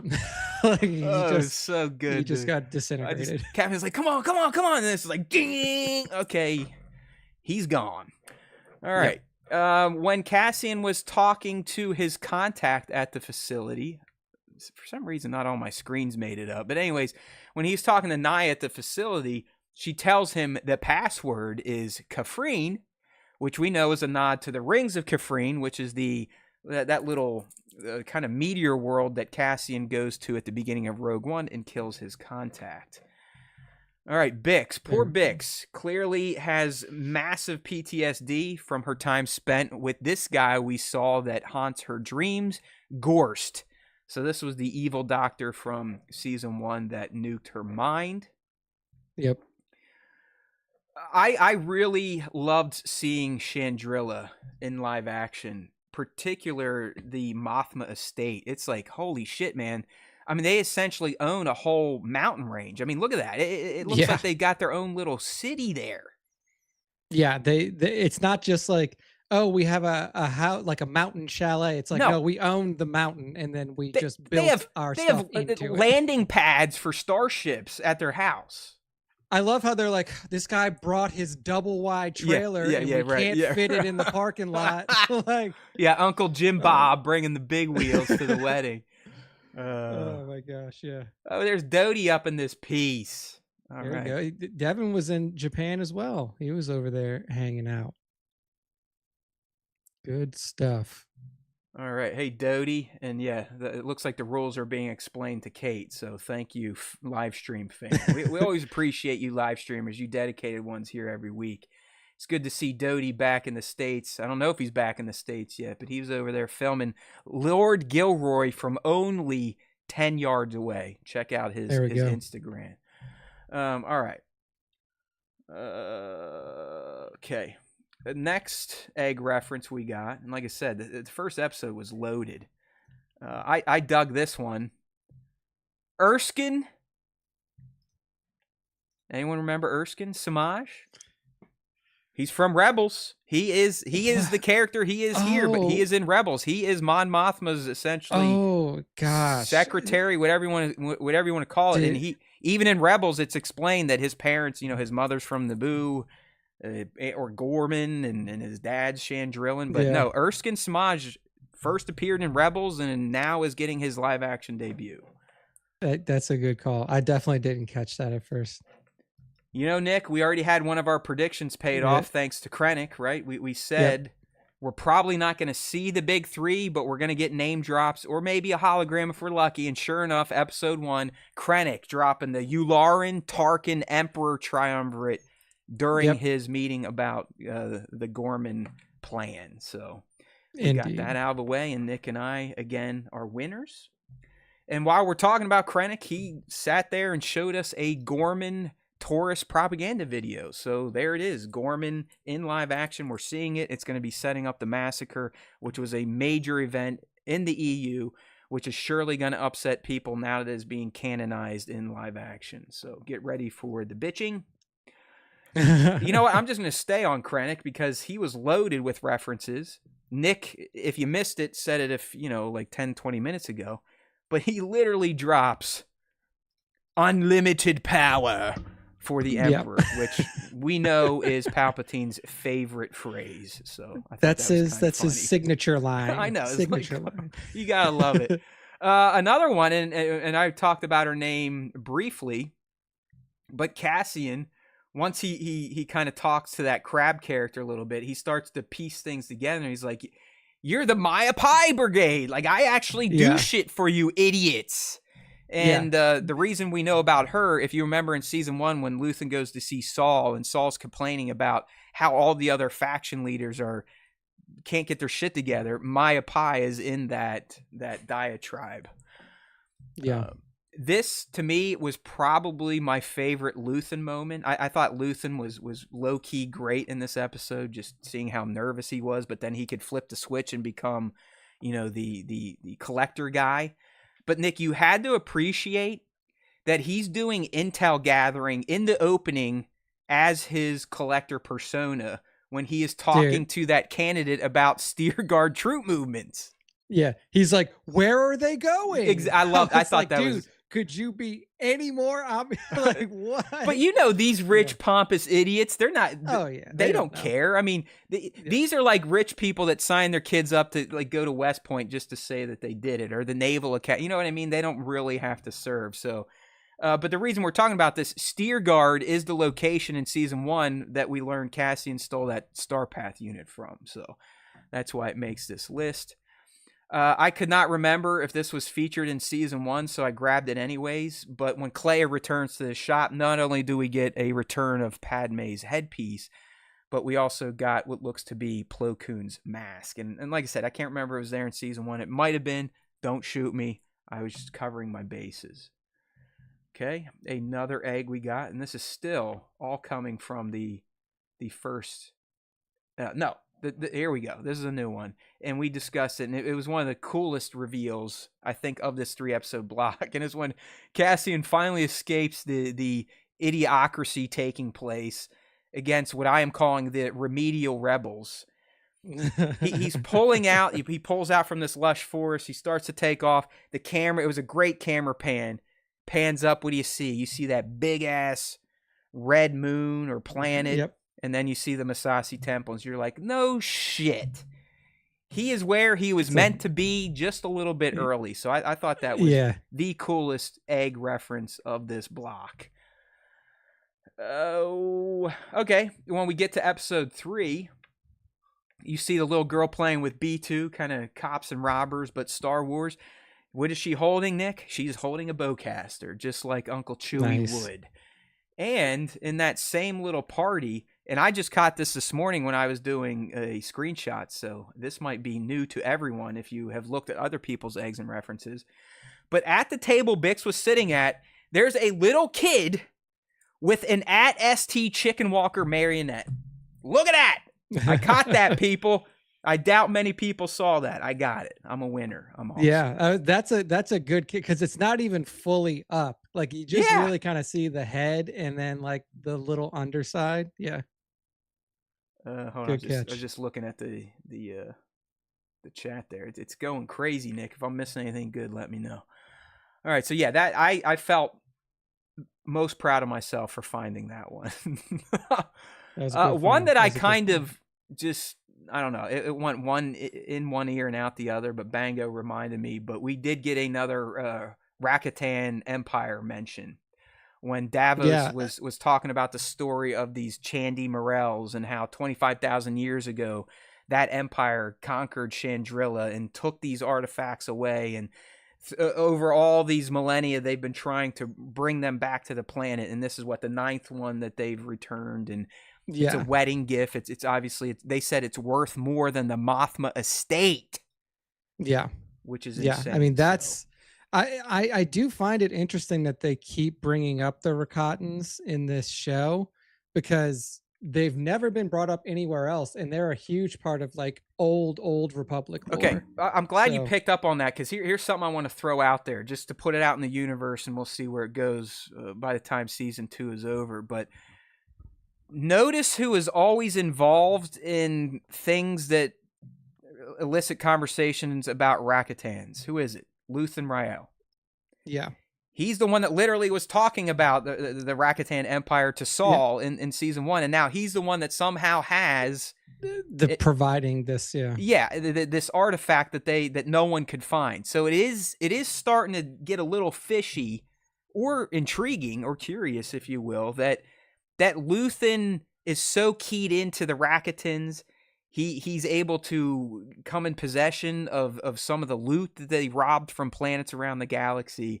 And it's like, why is that? Why is he so connected to this race that literally has been out of this galaxy for what, 25,000 years or so? Oh yeah. Long time. Like such a long time ago. So it is like, it's intriguing that it keeps coming up, and I don't know if it's like planting seeds or if they're just using that as like a proof point of Luthen's his knowledge of history and artifacts, because only somebody who would be very well like studied on artifacts would really know about that culture or like bring it up much. So I always do think that that's interesting that is in this show in particular. Yeah, I hope it goes somewhere because that I mean that is like a deep deep connection. I mean that goes all the way back to KOTOR, right? Isn't that where Mm-hmm. or did they Yeah. exist in EU before they used them as like the Starforge creators in that game, Nick? I don't. I And this is your believe that they were specialty. yeah, I believe they were introduced in KOTOR. Okay, I don't think that there was any prior but they're the material ones that about made the them before that. Starforge, right? I mean that's the whole Yeah. thing. Malik and Revan were after. Okay. Yes, yes. All right. So the last little egg reference I've been talking about was one of my favorite tracks of the episode, but the Neomos beat returned, and it was used perfectly. You got a disco droid kind of hitting that banger, and you know Mon letting loose, getting all boozed up, dancing to it. It's just it's one of my favorite Star Wars themes in general. I think it's fantastic. So I'm glad they brought it back with a few tweaks here or there. All right. Yeah. Yeah. Always fun. So that kind of gets us through our main breakdown here, Nick. I'm going to do a quick scan of my notes just to make sure that I was kind of hoping Porco stayed alive because I was like, could this be just a nickname for Porkins? It was That's not, what I thought at right? first, dude. Okay, I was good. like, there's Okay, good. no fucking way that they're bringing Porkins back, but they Okay, didn't. I was like, am I crazy for thinking this? But Porco. I was like, could this be Porkin's nickname? Because that would be freaking great. But no, we learned Porco was killed by the remedial rebels, so definitely not our man. Porkins. We talked about how Palpatine and Krennic are calling the Death Star the Energy Initiative for the Empire. I love that. Calcite, I believe, is that a new mineral in Star Wars? Or did Gilroy cook this one up? It And might be. I don't know it from any other from any other yeah, because I material. this is why I'm glad I don't have a So lot of EU nonsense in my brain because I don't necessarily know why the Gorman massacre happened in the EU. I don't know if it was the Empire robbing resources and there was public unrest. Who knows? But it was interesting. If this is new, I like the angle because it's very Empire. I mean, and it's very this series because what planet did we see Cassian on when he was still Cassa? It was a planet that was literally strip mined by the Empire and yeah, left to like waste. So the it kind of massive makes strip sense mine. for what the Empire is. Oh, Brasso, you know, he got himself a woman, Talia. That was nice to see.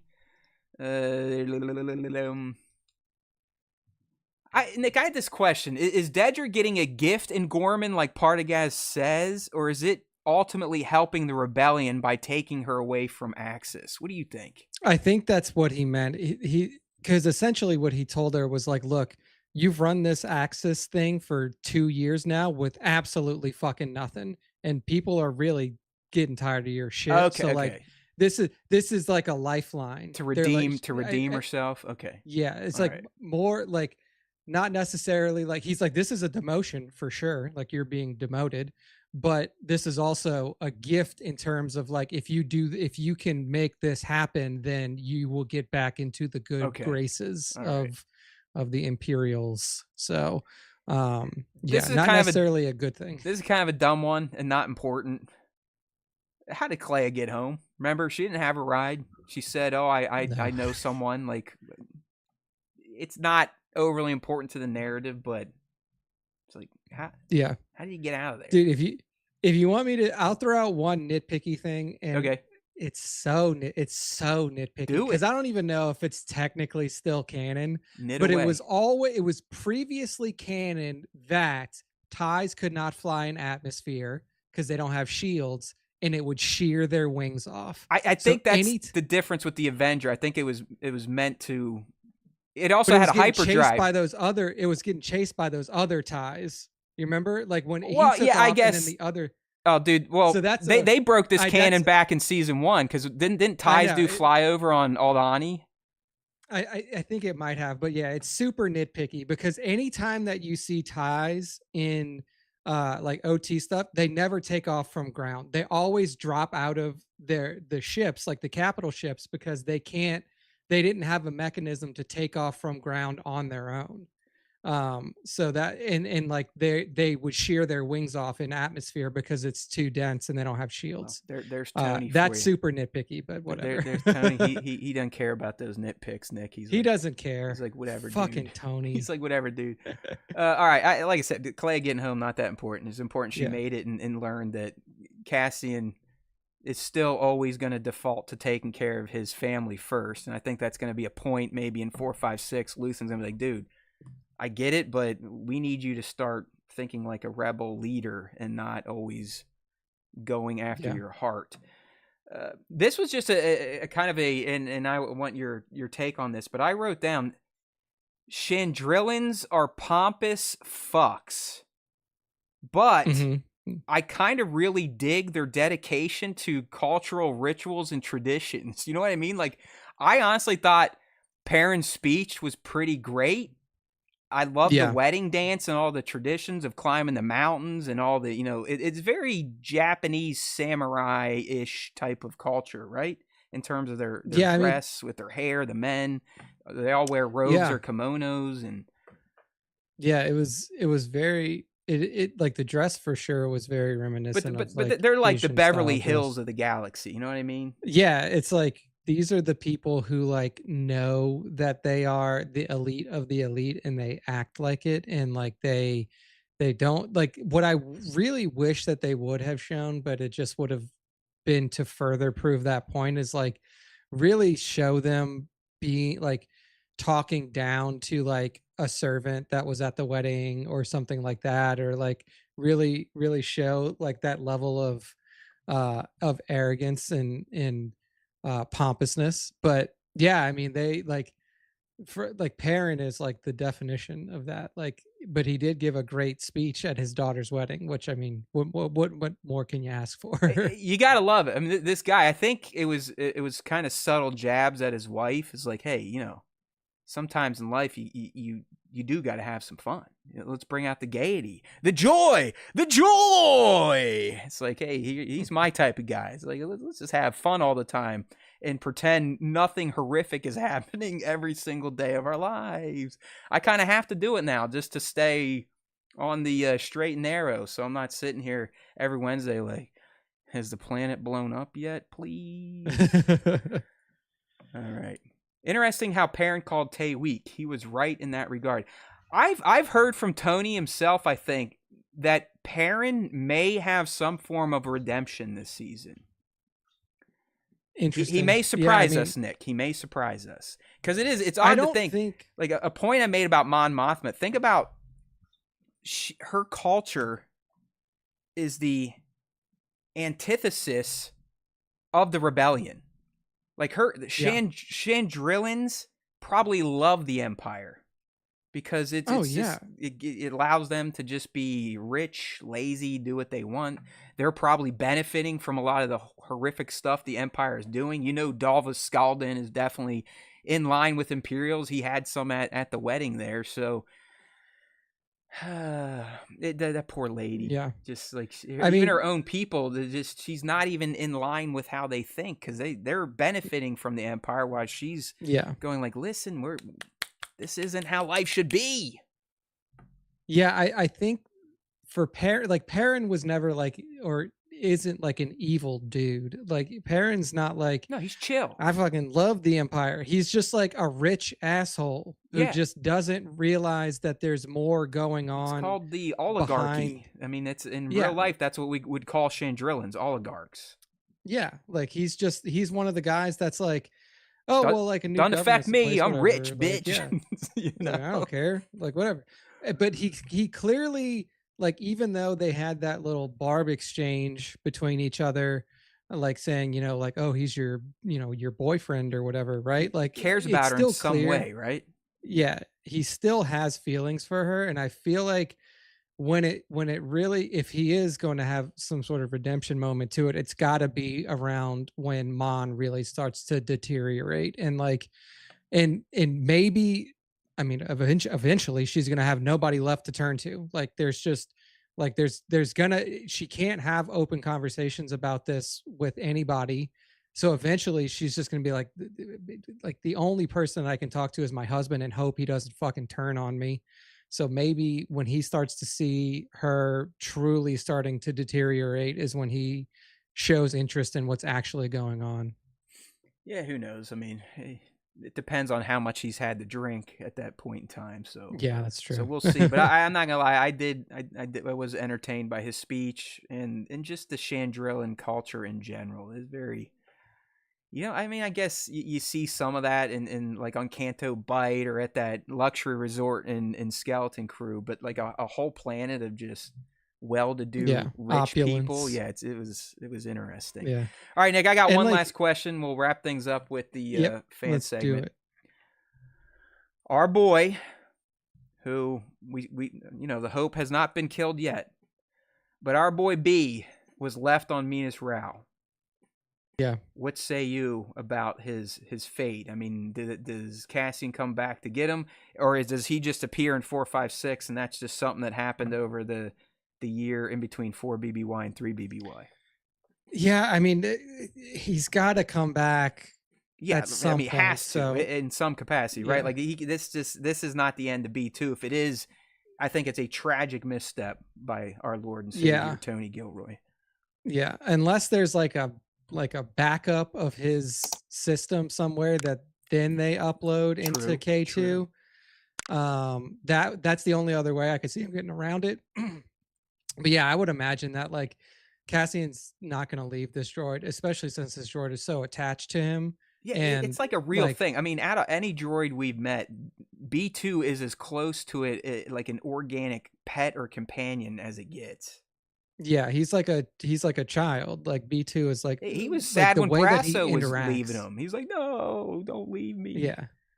Yeah, the way that he interacts is definitely like the most childlike of any droid that we've seen thus All far. right. So And the vocalization. would you want it to be off screen and they're reunited, or would you like this to be some form of dedicated mission? It seems like that'd be kind of a waste of narrative, or is it? Yeah, you're really working with limited time in these 3 episode arcs, and it would be a little It would be a major plot thread. It would weird. have to be. Yeah, like for him, it's like one, he would have to go back to Minrao just for that purpose, unless there was something else to draw him back in, which at this moment there isn't. Like all you know is that there's Imperial presence there and that you are now for sure wanted. Like if you weren't already, like there are people who survived to saw your face. Like there's like you use the entire like yeah, like he's wanted. Um yeah, I don't know how they get him back, but maybe they do just do the Cassian swoop back and or I'm maybe not like gonna lie. I'd be fine if this is handled off screen, and then we get the yeah, big moment you and I have been kind of wishing into the universe since season one of him in some capacity becoming a part of the reprogrammed K2S. So, all right, yeah, my man, yeah. we did it. We busted it down. So, real quick, what do you think we're gonna get in 3 BBY of Cassian Andor's life? What's coming next week? Yeah, I think that we're definitely going to get the seeds of the Gorman like issues starting to Dedra rise. setting Deidre up is going to shop. be Yeah. yeah, putting her plan into play, grappling with what she's doing more than likely. I think that from here, Mon is just gonna find like she's already caught the ire of Luthen. So like now she's already not looked well upon by her family. So now she needs to really double down and re-ingratiate herself to Luthen. So I imagine that she will get herself more involved in the rebellion, Yeah. given the fact that like she's close to being like get the fuck out of here, like you've made too many mistakes and you're really risking exposing us. That's why I love So the I whole think that episode. She's like, "We'll find the number. We'll find the number." And towards the end, Luthen's like, "You know the number, and the number is yeah, he's got to die." So yeah, the number is this dude's. It's like, what are you gonna do, pay this dude for the rest of your life? He's blackmailing you. Like it's over for you. Like once yeah, that starts it doesn't end. yep, So like she really needs to sort her priorities out. I assume that she may leave Chandrilla by the end of um episode 6. And then for I mean Cassian's is a little bit harder to track, right? Because he's so mission based. Like Cassian is like, what's my mission? That's what I'm doing. This arc it was I'm stealing this ship and then I'm getting it back to wherever the fuck I was supposed to bring it. And So for Nick, I think Cassian, they it's hard to maintain track. that. I do. I think they maintain that Yeah. for that character in all three blocks. He's always going to be. There's one clearly Bix joins him, and it looks like they're on Coruscant. That could potentially be this 456. But I agree with you. I think for the most part, Cassian is always going to be his own thread on some form of mission.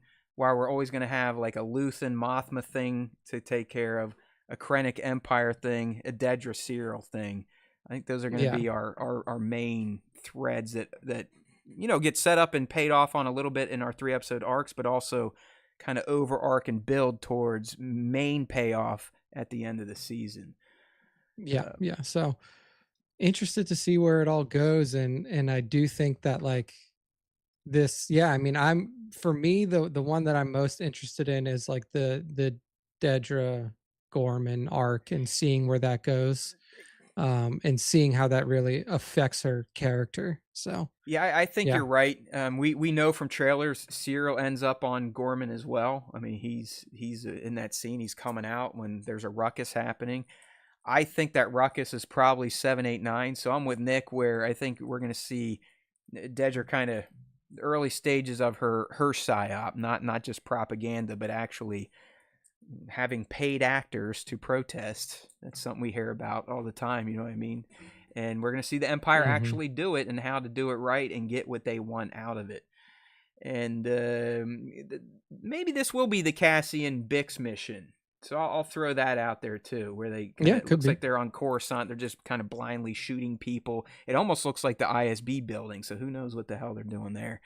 And I will say B2 is back by 456. All right. Okay. Yeah. So there you go. Let's go ahead and put this episode to bed with our fan segment closing out. We do it every week. We got the question of the week and the top 5 Star Wars fan artist features. All sorts of ways to get involved. Question of the week, just like Ask Us Anything, goes out to our socials. Just be a follower, turn on those notifications, and look for the prompts. All right, so since we are in season on a new Star Wars show, it's easy for us. We're just going to ask you, hey, what did you enjoy about this? So what did the fans enjoy about the Andor premiere episodes, Nick? All right. Michael Kramer says that how realistic Star Wars is getting. Yeah. Star Wars is dipping into the real in a real way. A little bit, and some sensitive topics for sure. Yeah, good stuff from Mike. Divided Skywalker says the surprise laugh out loud moments. Also, Dedra's facial acting. Hey, there you go. She's on board with you. I love how that actress isn't afraid to ugly sneer. That's and the disco that's ball what I rave wanted to droid. say. Thank you for being smarter than me. That's what I tried to say when I was like furrowing her lips or curling her nose. There you go. A sneer. Yes. That's right. That droid knows how to turn up. Indeed, it does. Phil says the Plo Koon mask Easter egg was pretty cool. My favorite part, though, is just how palpable the tension in each scene is. Great start to the season. Yeah, there's a lot of tension, especially in that 3rd episode. It was just filled with tension. Catosaurus Rex says, I was getting sleepy after the 2nd episode, but the reveal that they were on Yavin 4 got me hyped to watch episode 3. I also love the narrative of Bix, Wilman, and Brasso as refugees on Mineral. It hit.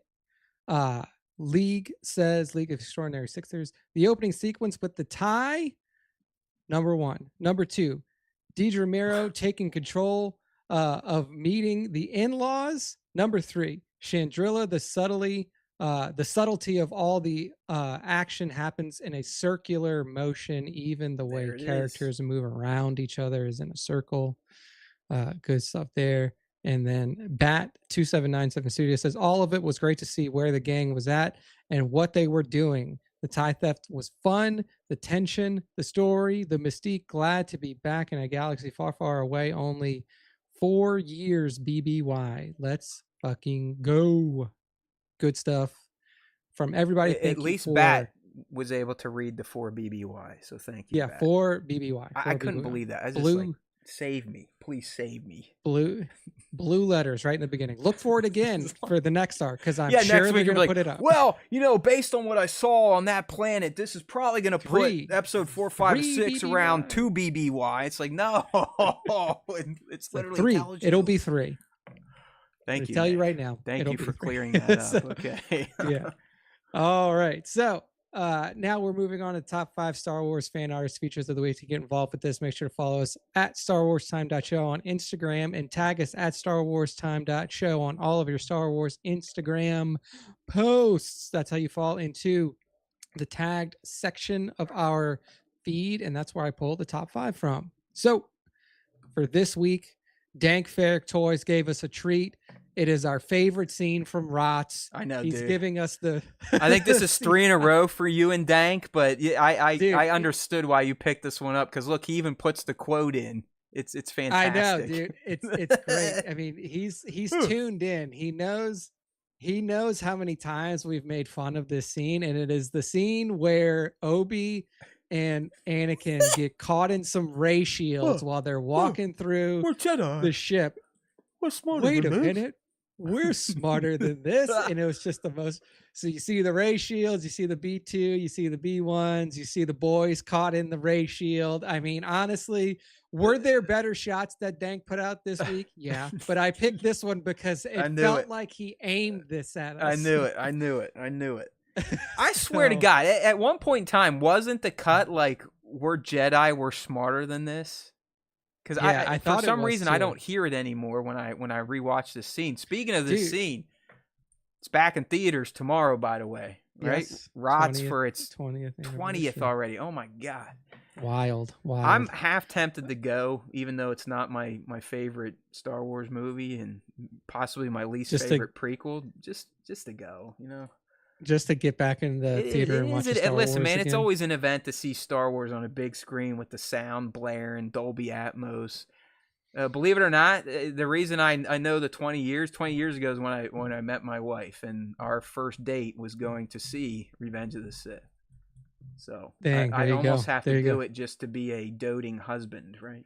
There you go. Dank giving us the real. That's him right here. Cruelest 17,500. Indeed, it was aimed at you. All right, Dank. Thank you, my man, Dank. tuning in and kind of doing a setup just for our two dumbasses. I love it. There we go. We're smarter than we go. Thank you, Dank Ferrick. So there we go. Yes, Dank Ferrick. That toys on Instagram. Make sure to follow. Love Dank. There we go. All right. Next up, we got Darth Ponte giving us one of the most used mashups, but always works. The mashup between Xenomorphs and Darth Maul just always works in Star Wars toy photography. So we're staring down Darth Maul. Yes, he still has his double-bladed lightsaber from episode 1. Mm-hmm. And Darth Maul is staring down a Xenomorph that looks like it's about to bite his face off. And they're clearly in like a Yutani ship area because it's got the Sector 7 thing in the background. So yeah, dude, I always love the Maul alien shots here. Yeah, this is a super tangent, but did you see the Predator Badlands trailer today? I did see it drop. That looks pretty cool, man. It's like basically the Predators are going to be the main character then, like almost a hero character. All right, I'm down. I mean, dude, I always enjoy dabbling in that universe. Yeah, we just talked about this last week, right? Yeah, we're like, I mean, the Predators, they're not all fantastic movies, but they're all fine, Yeah, all for right. sure. Good stuff. All right, that's Darth Ponte over on the IG. Next up, we have B. Dixon Photo, and he's given us a look into the future, a meeting that we will eventually get to. So we got Cassian Andor standing right next to his soon-to-be buddy K2SO. Just awesome little duo shot here of the two Rogue One bros. And hey, this could be a scene. This could be a future scene recreation, as far as we know. But good stuff here from B. Dixon Photo. All right. And then the last two thinking we're idiots. Good try, Cushmaster. I wasn't born yesterday. Dope. Oh man. We always get somebody in here. The last two we have to click them, both of them. First time we have two Hey, click real to real quick open. on the See who. K2 thing, Nick. Do you think it's going to be a Yeah. full 3-episode arc at this point? The way we now see how these things play out and Cassian's on missions, It almost feels like or will it be I I circumstance where he just kind of gets one and brings it I back to the rebels? yeah, that's almost how I'm feeling. Like it almost feels right the way that I had like speculated about it in the past, where it's like he's like running out of an imperial base. One of these imperial security droids like makes its way onto his ship, but gets like Yeah. killed, deactivated, Okay. whatever, and he's just like, I got to take off with this thing in my ship. I can't fucking. And then he Yeah, gets it back, and because if you think about it, I mean, they could kind of turn it into a full 3-episode arc. I just don't know how exciting it would be. Like, okay, we get him, we bring him back, we reprogram, and then we go out and use him to our advantage. That's kind of how I would yeah, see the 3 episodes playing out. All right, yeah, okay, that's who the we only way got it could next, happen. Nick? That's right, I got him pulled up right here for you. It looks like it's Yes. Mister Gree01. That's right, Gree01 giving us a look at Boba Fett in a showdown with another Mandalorian. One, I think that the posing and the angle of this shot is nuts. It's super awesome. You're seeing the back of Boba. He got his cape whipping there off to the side, and then that beautiful kind of So almost orange, expecting to see Cad Bane purplish on the end shot. of this, but it's a Mando. Is that mean Mando female or just a Mando? I can't tell. It's hard to tell, but yeah, I mean, another I Mando out see I there in a see some full lumps on orange that chest, jumpsuit. man. I'm not gonna lie. I know it's a Could little be, blurry. could be a lady Mando that's showing down versus Boba Fett and seeing who comes out alive. If you Both look at of the them, comments on this shot, these are people that used to watch our show but no longer do because they hate us. You got 1-6 shooter at yeah, the top, old architect. yeah. Those are two guys that literally left because they didn't like the way I was talking. Love it. Well, yeah, I know that one of them left because we just didn't hate the acolyte, so I Correct. don't know And then he was like calling why. us stupid, and I called him out, and then that was it. He was done with us. But old Well, architect, I always feel bad for old architect because he caught the brunt of my Boba bozo Fett. Fett tirade from many years ago that we won't talk about. But anyways, 301 here, fantastic shot. Like Nick said, love the perspective. Give them a follow on Instagram. Indeed. All right. And then the final one of the top five this week, we got Paul Brown 12.